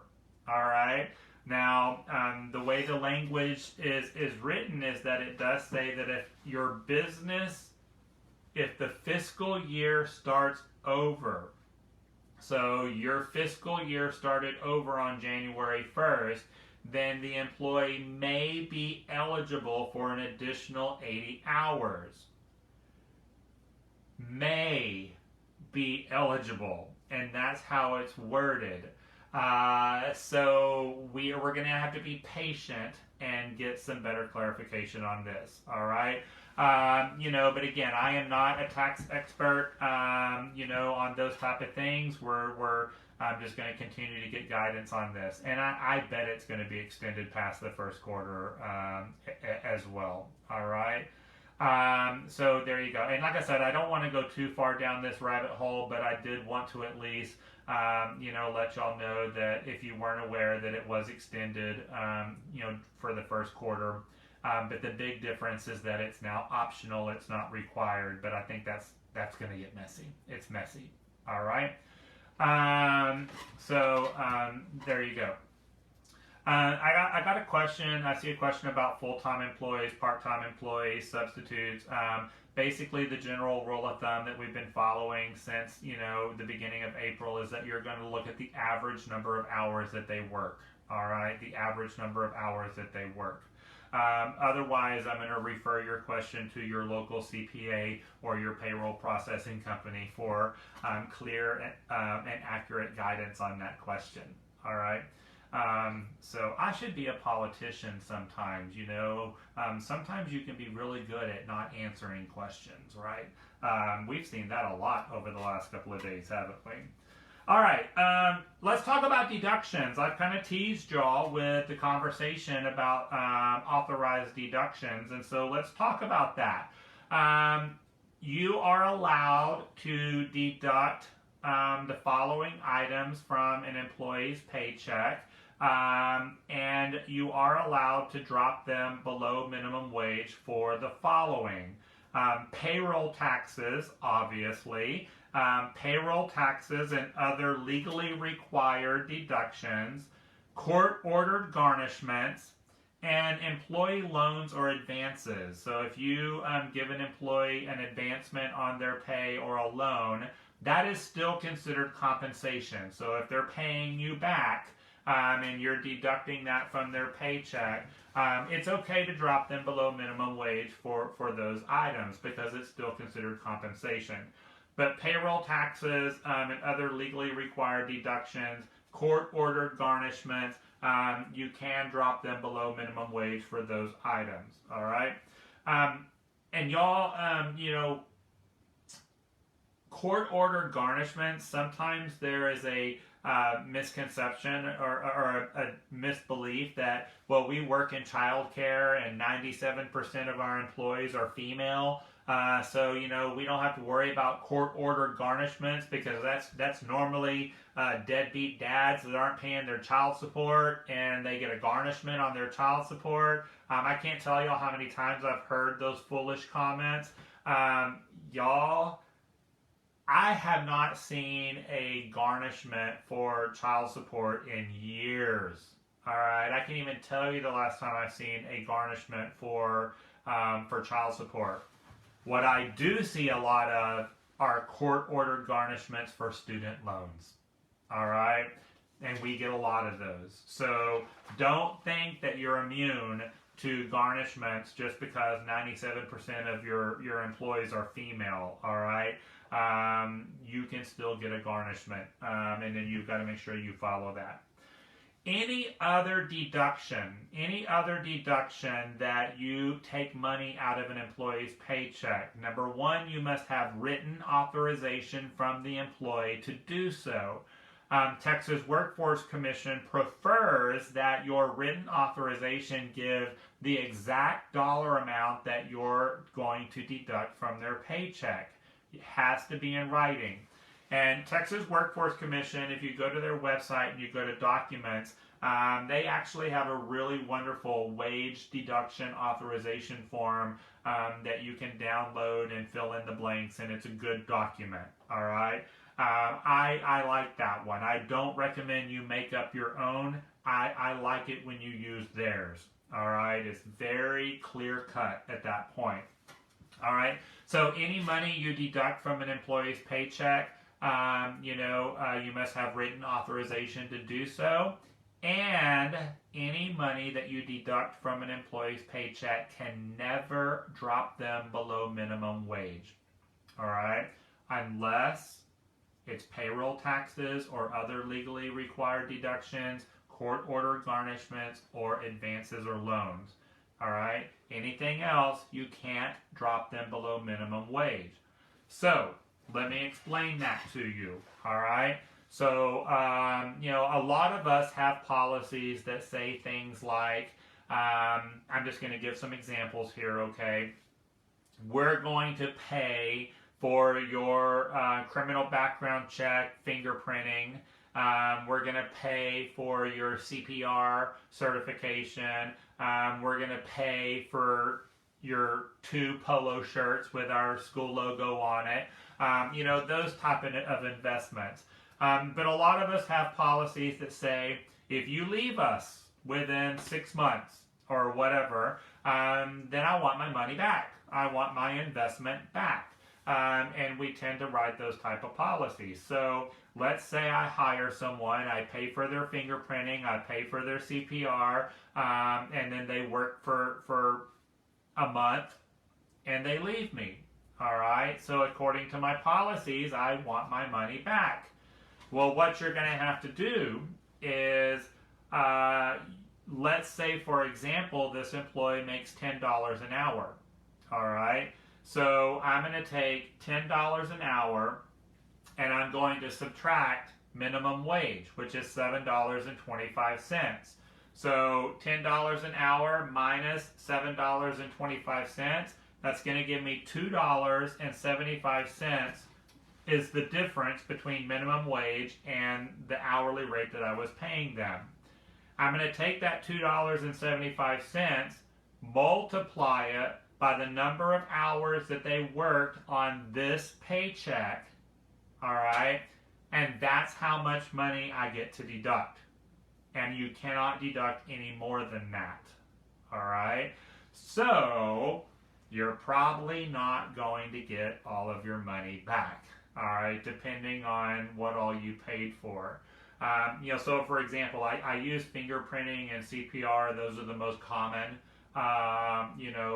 forms of deductions. In my business, we pay our employees to get their CDA. I'm a very big advocate for the Child Development Associate's credential. And so we pay for the cost of the course, and I also pay for their application to the council. So it's a little over $1,000 after all said and done between the cost of the course and the application fee and the materials. It's $1,000 investment. So I have them sign an agreement that, if I pay for their CDA, they have to work for us for a minimum of 2 years. And if they leave us, either by their choice or mine, within that 2 years, then I want my money back, right? Well, we have this signed agreement, but, I can't drop them below minimum wage, so I'm probably not going to get all of my money back, all right? We send several teachers a year to the Conscious Discipline Summer Institute in Orlando, Florida. That's a huge investment. By the time I pay for their airfare, their hotel, their registration, their food, that's a huge investment. So again, they have to give me a 2-year commitment. Otherwise, I want my money back. All right. So, that's what we talk about when we say you can't drop them below minimum wage. Now, if you don't get all of your money back, and they still owe you money, then what I recommend is you treat them like anyone else that owes you money, all right? I'm going to deduct the maximum amount that I can, and whatever balance is left over, I'm going to invoice you. I'm going to send you a bill, and I'm going to harass you until you pay me, all right, the money that you owe me. That's how you handle it. You may or may not get it, I don't know, but it depends on how persistent you are, all right? There you go. So that's on your deductions. Now, everyone take a deep breath.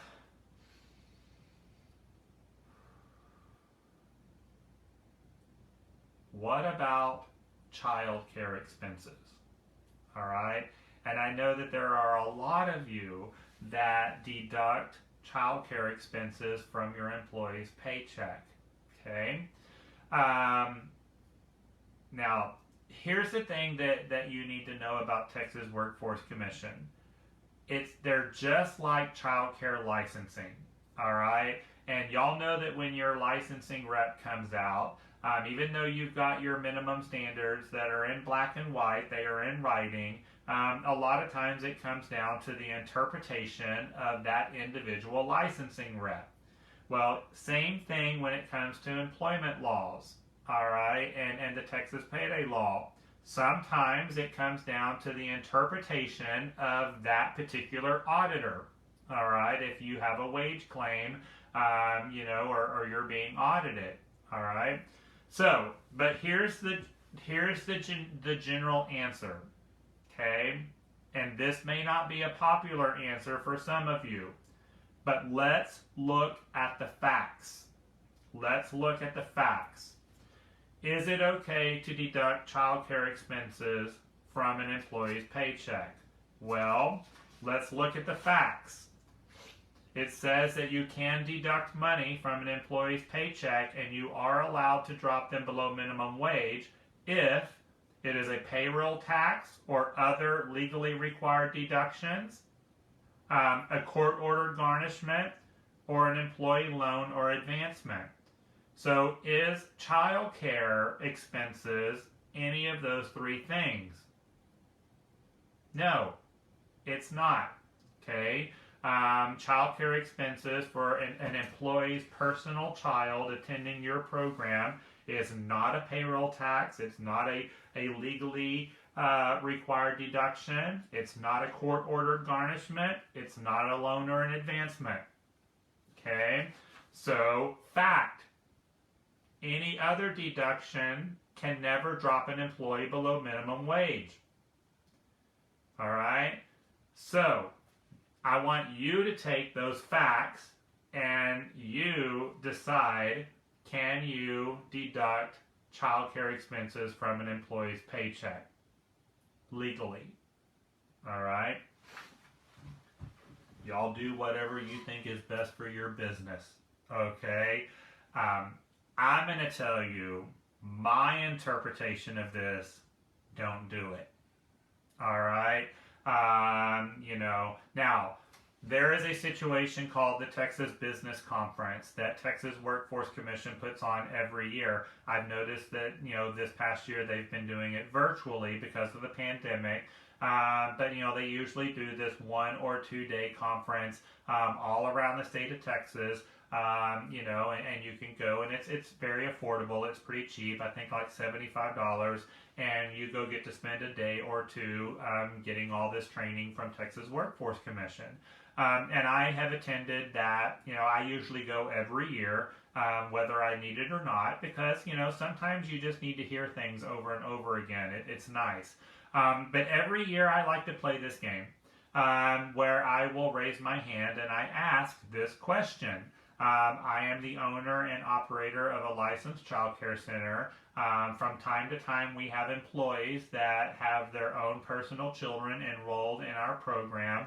Is it okay to deduct the child care expenses from their paycheck? Y'all, I ask this question every year. I ask it, all right? And I will tell you, every year, I get a different answer. Okay, depending on who's doing that particular training or what the interpretation is at that time. Okay, and I just kind of giggle, and I will usually pull out my notes, and I'm like, well, here's my notes from last year, and this is the answer you gave me last year, and this is now different than what you were telling me last year. I don't remember that. I don't remember that. So there you go. What I like to do is, again, you need to be equal. You need to treat all of your customers equally. If I say tuition is due on Monday, it's late on Tuesday. That includes your employees, all right? So it should be no different no matter where they work. Your customers are treated equally. I also have a policy in my schools that It's a requirement that parents are set up on ACH draft. So, that's not an option. It's a requirement. If you want to be enrolled in our school, you have to be set up on ACH draft. So it's no different for the employees that have children. The way we do it is they get paid by direct deposit. I direct deposit their pay. And then, tuition is ACH draft, so the money's deposited in their bank account and then drafted right back out. Keeps it nice and clean. Two separate transactions. We're not intermingling the two relationships. Very important when you have employees that have children that are enrolled in your program, you want to make sure you keep the relationships separate. All right? When they are on the clock, they are an employee. When they are off the clock, they're a customer. Okay? On the clock, an employee. Off the clock, a customer. All right? So if they have a problem with their child's classroom, or they have a problem, something with their kid, we're going to talk about it when they're off the clock, when they're a customer. When they're on the clock, you're going to be performing your assigned work duties. All right? And it's so important that you keep the relationships separate, and you don't want to intermingle them. When you deduct money, when you deduct child care expenses from their paycheck, you're now intermingling the two relationships. All right? Now, I know a lot of you are doing this. I know a lot of you are deducting child care expenses from their paycheck. You do what you feel is best for your business. I'm just here to tell you you're taking a risk. All right? But you're gonna make that determination right there. All right? So there you go. All right. Employees must be paid for all hours worked. Like I've mentioned a couple of times now, hours worked equals hours paid. Pretty simple. If overtime is worked, you have to pay them at time and a half. It is actually a misdemeanor for an employee to give up their overtime rights. Did y'all know that? All right. It's actually a misdemeanor for an employee to give up their overtime rights. They can't do that. You cannot have an employee say, oh, you don't have to pay me overtime. It's okay. They can't do that. Okay. Any hours worked have to be paid. Overtime has to be paid at time and a half. This book right here that I shared with y'all, the Texas Guidebook for Employees, it actually says in bold print in that book, there is no such thing as volunteer time in an employment relationship. Okay? There is no such thing as volunteer time in an employment relationship. Anytime your employees work, they have to be paid. All right? Pretty simple right there. So this would include, those employees that want to stay after hours and work on their bulletin board, or they want to stay late and clean out the closet, or they want to stay late and get ready for tomorrow's activity. You have to pay them for that. All right? Whether it's authorized or not. If you tell an employee that you need to leave at 4 o'clock, you need to clock out and go home at 4 o'clock, and they choose to stick around and work on their bulletin board, okay, you still have to pay them, but now I'm going to handle it as a performance issue. You were insubordinate. You were told to clock out and go home at 4 o'clock. You didn't do it, so I'm now going to write you up for insubordination, okay? And you're going to handle that accordingly. Y'all, this would also include employees that take their stuff home and work on their lesson plans at night. If they're working on their lesson plans while they're at home, you have to pay them. All right? So I would definitely put it in your policy manual that any hours worked must be approved by the supervisor. And we're talking about hourly, non-exempt employees right now, okay? Now, I see a question about what if they're salary? put a pause on that question, okay? I'm going to address salaried employees here in just a minute. Right now, we are talking about your hourly non-exempt employees, all right? So you have to pay them for that. I got a question that's unrelated to the topic, but I'm going to go ahead and answer it. For an ACH transaction, how do you recoup the transaction fee? That's unrelated to today's topic, but I'm going to refer you to your credit card company or the company that you're using to draft that money, the ACH company. I'm going to refer you to their terms and conditions, all right? You want to look at the credit card company or the bank's terms and conditions on whether or not you can charge your customers for that additional fee. Most credit card companies and banks will prohibit this, all right?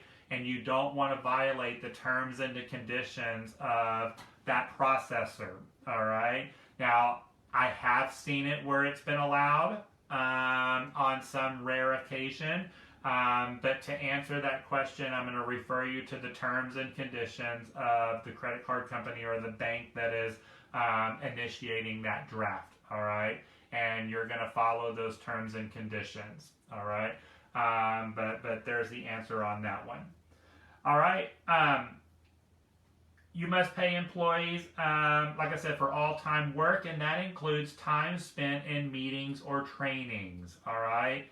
Time spent in meetings and trainings, you have to pay them for their time. All right. This is probably, again, one of the biggest mistakes I see made in our industry, in the child care after school industry, when it comes to wage and hour laws. Anytime you send an employee to a training or a meeting, you have to pay them for their time. All right. You also have to pay for the cost of that meeting or training. All right. Basically, this is how the federal government looks at it. So the United States Department of Labor, this is how they look at it. Any meeting or training that your employees attend that is relevant to the job description, you have to pay them for their time. All right? So if they go to a meeting or training and it is applicable to their job description, you have to pay them. Has really nothing to do with minimum standards. Has really nothing to do with their 24 hours of required training from child care minimum standards. All right? Basically, with wage and hour, if the meeting or training is relevant to their job, okay, relevant to their job description, then you have to pay them for their time. All right? Now, we're talking about meetings or trainings right here. If you have an employee that is earning a credential or a certification or a degree, you do not have to pay for their time earning a certification, a credential, or a degree. The way the United States Department of Labor looks at this one is that a meeting or training is specific to the job description at your business. A certification or credential or degree is generic and can be used anywhere. All right? So if you have an employee that is earning their CDA, their Child Development Associate's credential, you have an employee that is getting their administrator's credential or their director's credential, all right, you don't have to pay for their time earning that. Certifications. CPR is a certification. So the time spent in CPR, technically you don't have to pay for that. But meetings and trainings you do.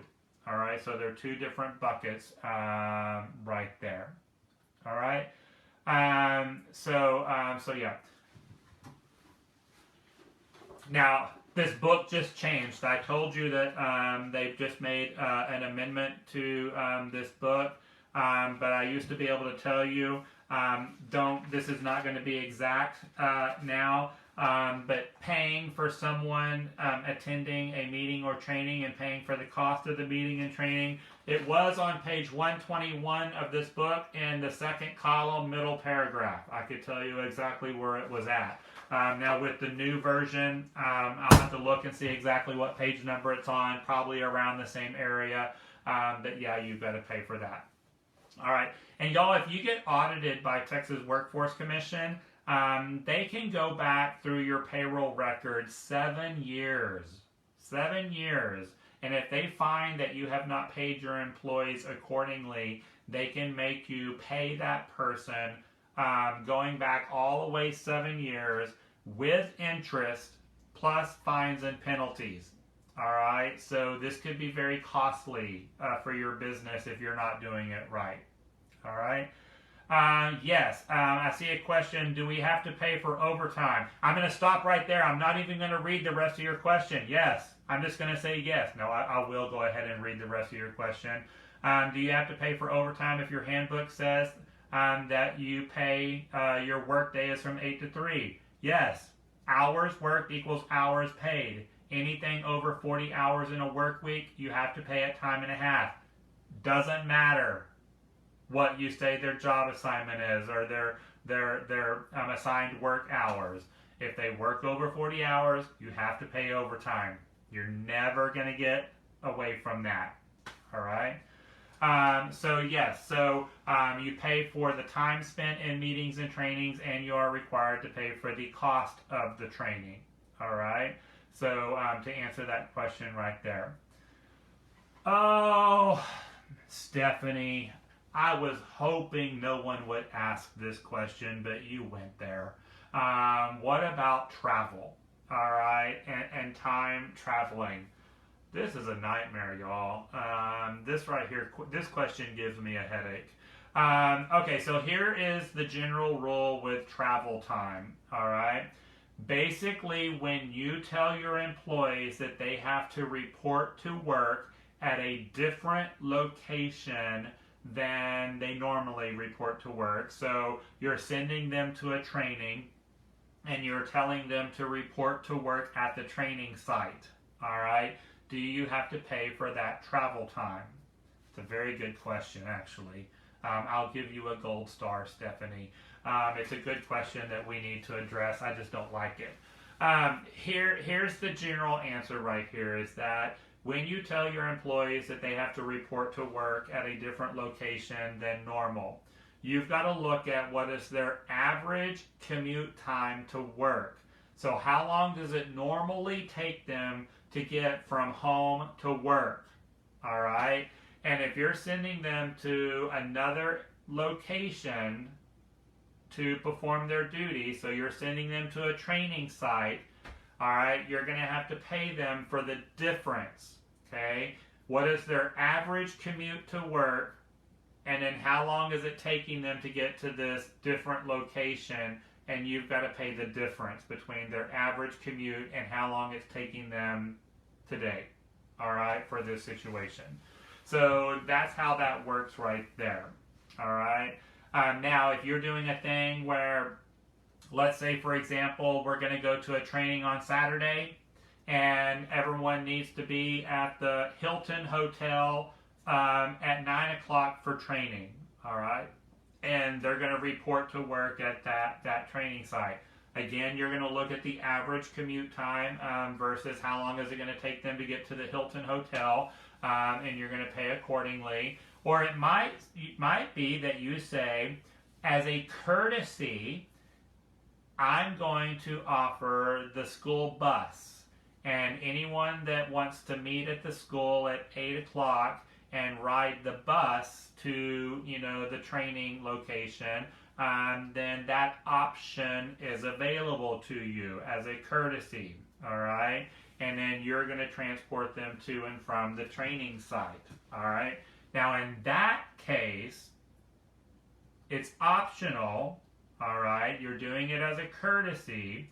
The only person that you would have to pay in that situation would be the driver, okay? So whoever's driving that bus, you would need to pay them their hourly rate, all right? But if you're offering them that opportunity to ride the bus to and from the training site as a courtesy, and it's optional, then you wouldn't have to pay for that travel time at that point, all right?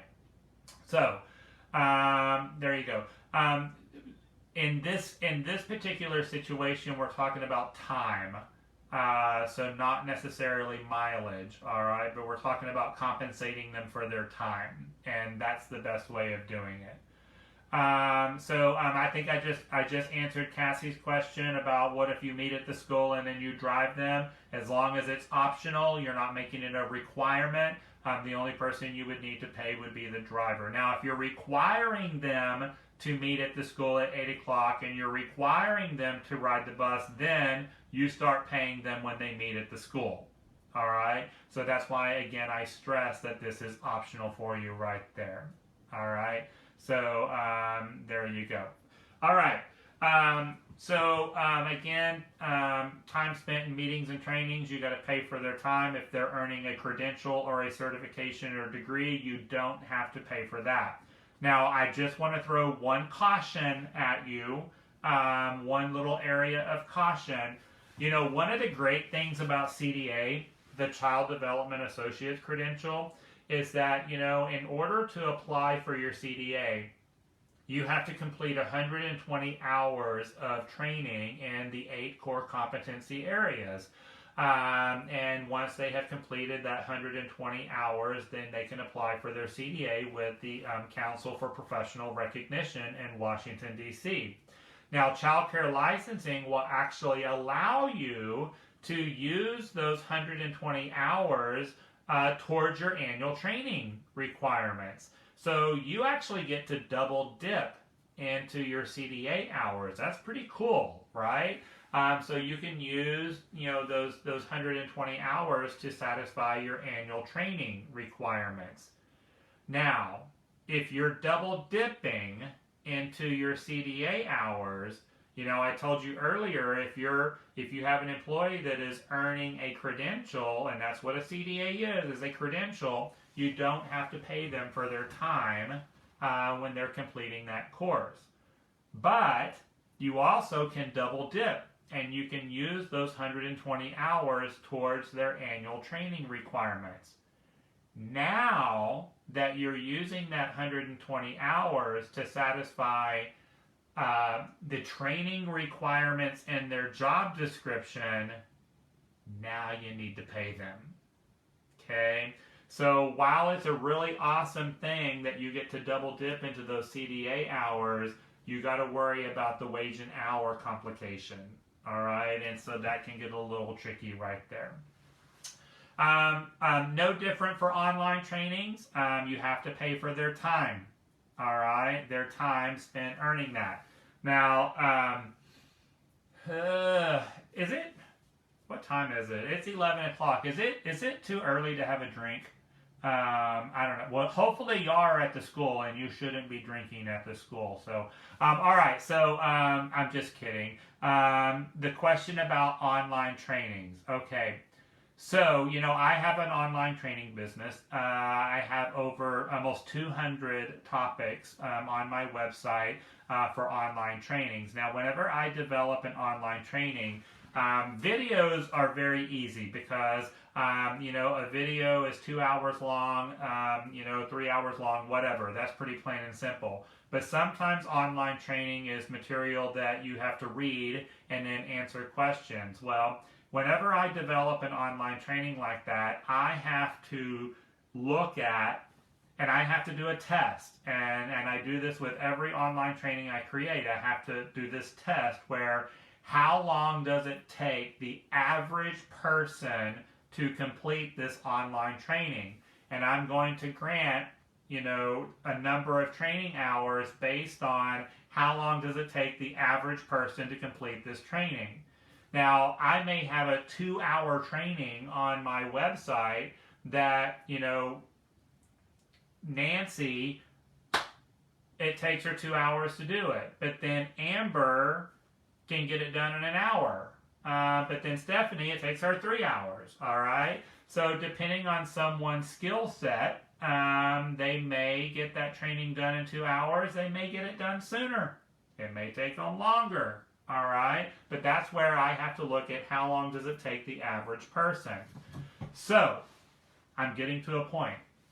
When you tell your employees, I want you to complete these online trainings at home at night and on the weekends, how do you know how long it really took them to complete that online training? All right. Now, when they're doing it at the workplace, you're able to manage that. And regardless of what's on that certificate, I know exactly how long it took you to complete that training, and I'm going to pay you based on how long did it actually take you. But when they're doing these online trainings at home, and you're not there to supervise them, then you have no way of knowing exactly how long it took them to complete that training. All right? So my recommendation to you, if they are completing a training at home at night or on the weekends, you pay them for whatever number of hours is on that certificate. Okay? That's the cleanest way of doing it. What I really recommend is that they are completing their trainings while they are at the workplace and you're there to supervise them. That way you pay them for exactly the amount of time that it took. All right? But, now with the videos, and I'm slowly but surely, I don't know if y'all have noticed this, slowly but surely I'm changing all of my online trainings to videos, and I'm one by one eliminating the written material. Videos are great because I know exactly how long it took for them to watch that video. All right, and that's going to make it a lot cleaner right there. But y'all wouldn't believe the number of people that complete online trainings at night and on the weekends. I get a lot. Especially, anyways, I'm not going to go there. Late at night, like 2, 3 o'clock in the morning, y'all would be surprised at the number of online trainings that I have coming in. But yeah. All right, so we talked about that. Talked about travel time, got that answered. No unauthorized overtime. No such thing as volunteer time in a working relationship. So an employee can never volunteer their time. You have to compensate them anytime they're working. All right? So there you go. All right, let's talk about classifications. And this is kind of the last thing that we're going to talk about. We got a little bit of time left here because I do like to give you time to complete your worksheets because that is time consuming. Classification of employees. So we basically have 3 different classifications of employees. You have your hourly non-exempt employees, and that's what we've been talking about for the last 2 hours. This is where you're going to assign them an hourly rate that is based on their skills, education, and experience. Hours worked equals hours paid. Anything over 40 hours in a work week is paid at time and a half. Easy breezy. Then you have what's called a salaried exempt employee. And a salaried exempt employee is an employee that gets paid the same amount of money every single week, no matter how many hours they work. All right? And you're going to pay them a set salary. All right? That's called a salaried exempt employee. And when I say exempt, what are they exempt from? Overtime. All right? Now, why do employers make some employees salaried? Well, it's to avoid the overtime. All right? You have a job responsibility. You're going to work whatever number of hours it takes to meet those responsibilities, and this is how much money you're going to get paid. Now, if it's that easy, why don't we just make everybody salaried? You can't do that. All right? There are very, very particular rules on who you can make salaried. All right? Very, very particular rules. You can't just make whoever you want salaried. There are 7 different, and they're called exemptions. There are 7 different exemptions in order for an employee to be salaried. There's really only 2 that are applicable to our early education, child care, after school world. All right. And then with each of these exemptions, there is what's called duties test that have to be met. So the employee has to perform these particular duties in order to be salaried exempt. All right.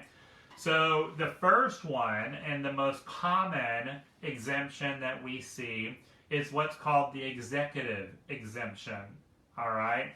And under the executive exemption, it says that the primary duty of the employee is management of the operation. The employee supervises at least 2 or more full-time employees or their equivalent. And the employee has the authority to hire or fire.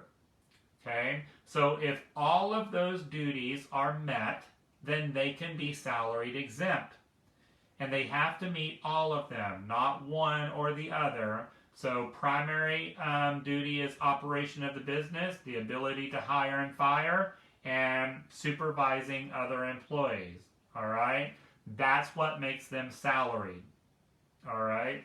So in our early education, childcare, after-school world, who is typically the only person that qualifies to be salaried? Usually the director, all right?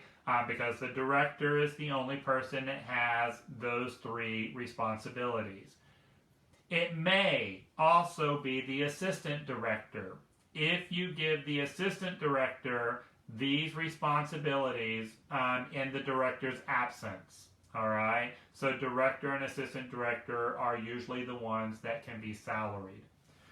Another very important rule that you need to know in order to be a salaried exempt employee is that that individual must make a minimum of $35,568 a year. All right, so 35,568 is the magic number. Any employee that makes less than 35,568 must be paid overtime. No exceptions. All right, so any employee that makes less than 35,568, you have to pay them overtime. This changed, by the way, January 1st of 2020. So we're a year into this, all right? January 1st of 2020, that 35,568 changed. It used to be 23,000. Now it's 35,568, all right? Or when you look at the book, it says $684 a week. So anyone that makes less than $684 a week, they have to be paid overtime. If you do the math, it's 35,568. All right. So that is the executive exemption. We also have something that's called a professional exemption.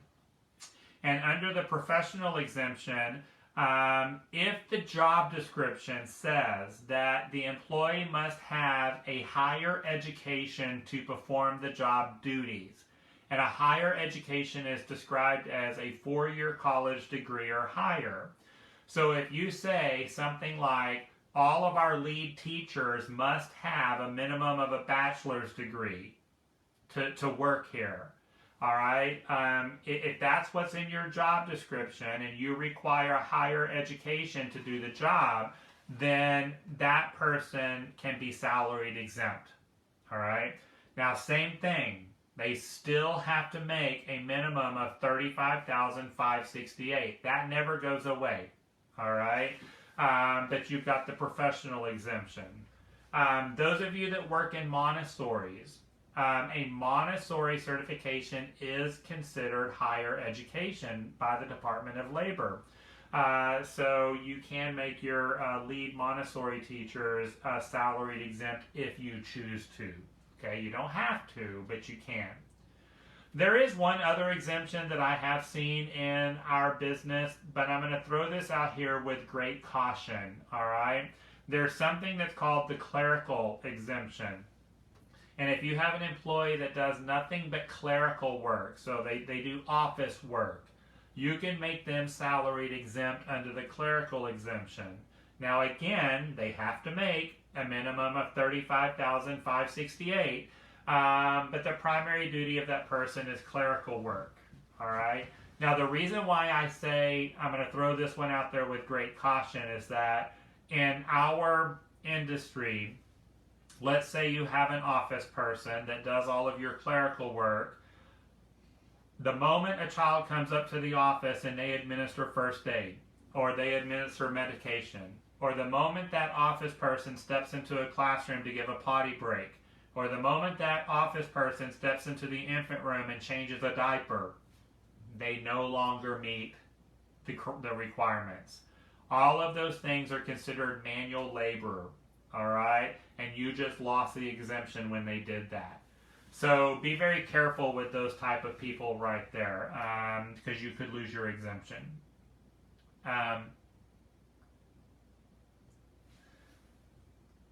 I'm reading the question right here. So I see a question that you pay your teachers a salary, the same amount of money every 2 weeks, but they are making less than $20,000 a year. All right. So let me address that. In this situation right here, because these people, you are paying them as a salaried employee, but they're making less than $35,568. That is what's going to be called a salaried non-exempt employee. Okay, so we had salaried exempt, now we've got salaried non-exempt. I see this very, very common. I see this in faith-based programs, so in a church. And I see church programs that, the preschool program or the Mother's Day Out or the pre-K classroom at the church, you're open from 9 to 3, Monday through Thursday, and you pay all of your teachers $20,000 a year. All right? So yes, that is legal. That would be a salaried non-exempt employee. All right? Now, what you've got to look at right here is that you can pay them $20,000 a year, but you still need to track their time. All right? They need to have timesheets. And if that employee that you're paying a salary of $20,000 a year, if they go over 40 hours in a work week, then you have to pay them overtime. Okay? So with a salaried non-exempt employee, you're going to have to figure out an overtime rate and pay overtime if they go over 40 hours in a work week. All right? Now, the scenario I just gave you, a faith-based program that is open from 9 to 3, Monday through Thursday. What is the likelihood of that person going over 40 hours in a work week? Very slim. All right? Probably not going to happen. So that would be a salaried non-exempt example. By the way, you are required not only by child care licensing, but you are also required by Texas Workforce Commission to have time cards on all of your employees. Hourly, salaried exempt, and salaried non-exempt employees. You have to have time cards on everybody, record of their hours worked, all right? So just because they're salaried doesn't make them exempt from clocking in and out, all right? So you need to be making sure that you're keeping time cards on all of your employees, including yourself, all right? I don't know how many of y'all caught my webinar last month on minimum standards, the most commonly cited minimum standards. But we did that webinar and we went over some of the top deficiencies in the minimum standards booklet. This is actually one of them. A very commonly cited standard is time cards, record of employees' attendance, and usually the reason why people get cited for this is the director. It's usually the director that's missing their time card. So not only is it a Texas Workforce Commission expectation, but it's also a licensing. So going back to Deborah's question, paying them $20,000, totally legal. That's a salaried non-exempt example. You just got to pay them overtime if they go over 40 hours in a work week. All right.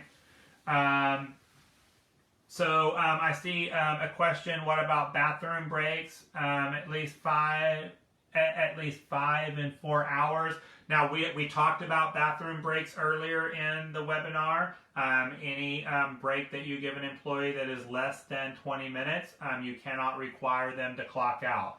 Now, if they're having to go to the bathroom 5 times in 4 hours, I'm going to question whether there's a medical condition involved in this. If they're having to use the restroom more than the average person, then you might run into a situation where you're going to need a medical professional to review their job description and see if accommodations need to be made under the Americans with Disability Act.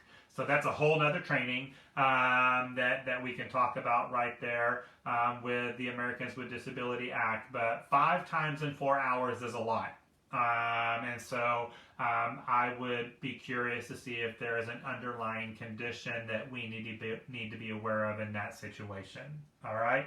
Are y'all documenting your potty breaks every time you give an employee a potty break? Are y'all documenting that? You should. Absolutely. I recommend that you keep a potty log. All right. And you're documenting all the potty breaks that you're giving. There you go. I'm reading the question I got right here. So it's kind of the same thing, working from 9 to 1:30. There you go. Bottom line is I'm going to go back to what I've said about 20 times in this webinar. Hours worked equals hours paid. Hours worked equals hours paid. There you go. Can a time card be kept electronically by the payroll company? Yes, absolutely, and this is even addressed both in the Texas Employers Guidebook, and it's also addressed in the Child Care Minimum Standards. Records can be kept electronically as long as they are accessible upon request. So you can keep electronic records as long as they are accessible. And y'all make sure that you're having your employees sign their time cards, at the end of each pay period. You can never change an employee's time without their written permission, okay? So that's another big mistake that I see employers make, and they get in big time trouble for this. You can never change an employee's time card unless you have written permission from the employee to do so, all right? So you say, I told her to clock out at 4, but she took it upon herself to hang around and she didn't clock out till 4:15. So I'm going to go in and I'm going to change her time. Can't do that. Okay? If she didn't clock out until 4:15, you need to handle that as a performance issue. All right? Or you need to have her sign off that it's okay for you to change her time back to 4 o'clock. All right? That's a big one right there. Okay? Now, how many of y'all have employees that forget to clock in and clock out, and then you have to go in and manually enter their time in or their time out because they forgot to clock in or out? All right. Anytime you do that, you need to make sure that your employees either sign or initial that you had to manually adjust their time or enter their time. All right. That's important right there too. I would even go as far as recommending that you have this in your policy manual, that anytime an employee forgets to sign in or out, that is going to be handled as a performance issue. Meaning, if you forget to clock in or out, I'm going to write you up because that is placing your business in jeopardy. All right? And sometimes they conveniently forget to clock in or out. All right? So there's some manipulation going on there. So again, that needs to be handled as a performance issue. All right. I'm just reading a question right here. So there you go. All right. So we covered a lot of information right here. Like I said, there's 7 different exemptions to be a salaried exempt employee. The professional exemption, the executive exemption, the clerical exemption are the ones that we typically see. That's not all of them. There's also an outside sales exemption, a creative exemption, a computer, an engineering, but none of those really apply to us right there. Okay. You can never hold an employee's paycheck for any reason. All right. That's one of the last things I want to talk about right here. If you say Friday is payday, then you need to give them their paycheck on Friday. Okay. You can never hold an employee's paycheck for any reason. So sometimes I hear people say, well, I'm not going to give them their last paycheck until they return the laptop that I gave them, or they have a key to the building, or they have a company credit card, or their polo shirts. I'm not going to give them their final paycheck until they return their polo shirts. You can't do any of that. All right?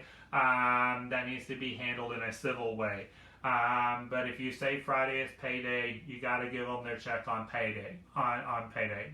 Now, if they call in sick, or they fail to report to work on payday, then you can give them their paycheck on their next scheduled shift. All right? So, sometimes we have that where, oh, today's payday, I'm so sick, I can't come to work, but I'm going to come get my check. No, if you're too sick to come to work, you're too sick to come get your check. All right? You can get your check on your next scheduled shift. All right? But as far as holding their paycheck as ransom, basically you can't do that. All right? So there you go. And I recommend what I have always done. My policy is that employees are given their paychecks at the end of their shift on payday. All right? So they get it at the end of their shift, not when they walk in the door, not at lunchtime. They get it at the end of their shift. And I will only give a paycheck to the actual employee. I will not give it to boyfriend. I will not give it to parent. All right? Definitely will not give it to another employee. So, the only person that gets it is the actual employee. Someone said direct deposit earlier. Of course, direct deposit is an option for compensation, but you cannot make it mandatory. All right? Direct deposit can be an option, but it can't be mandatory. All right? And like I said, there's pros and cons to direct deposit right there. Okay? All right. So we talked about if you terminate an employee, you have to give them their final paycheck within 6 business days. If they resign, they get their final paycheck on the next scheduled pay date right there. There you go. So just a last couple of tips that I want to give you to help you be in compliance with the Texas Payday Law.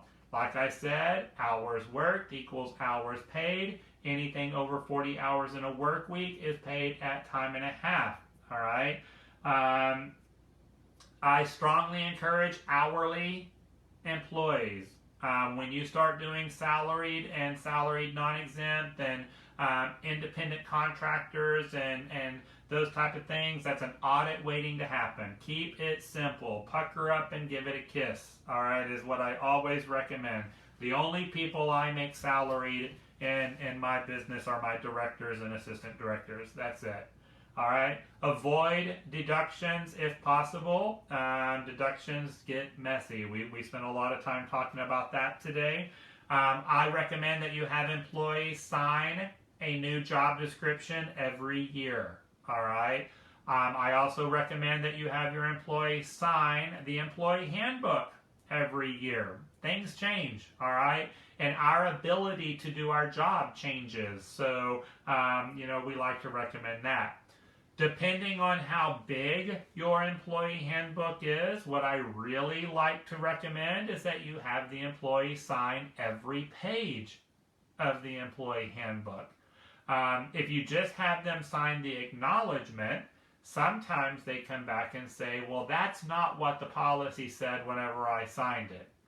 If you have them sign every page, okay, or initial every page, they're not going to be able to say that right there. All right? So that's what I recommend. All right, so in closing, sorry I threw this on the ground.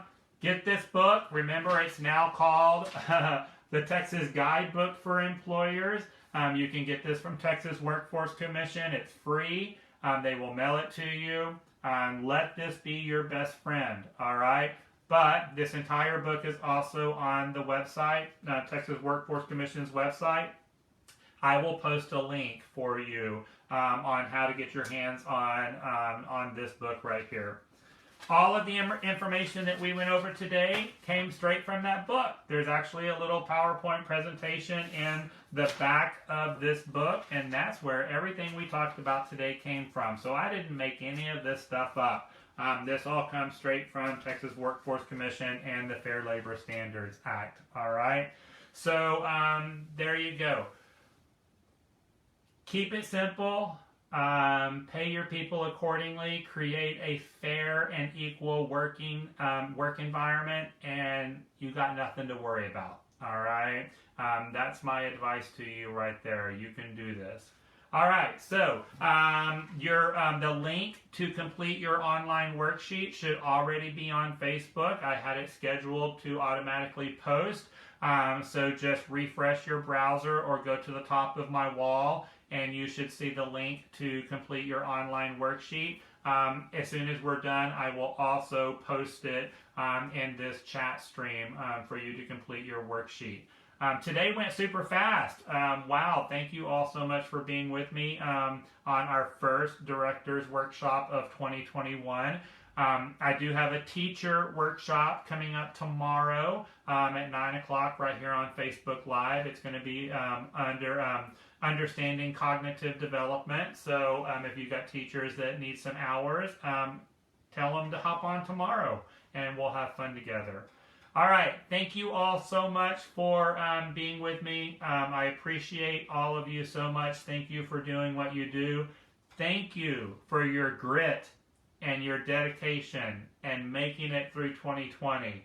2021, it's going to be a rough start, but we're gonna make this happen, folks. All right, we're going to get through this. So I appreciate all of you for what you do, and thank you for being such a positive influence on all of our children's lives. So, all right, I will see all of you very, very soon. Have a wonderful rest of your Friday and wonderful weekend.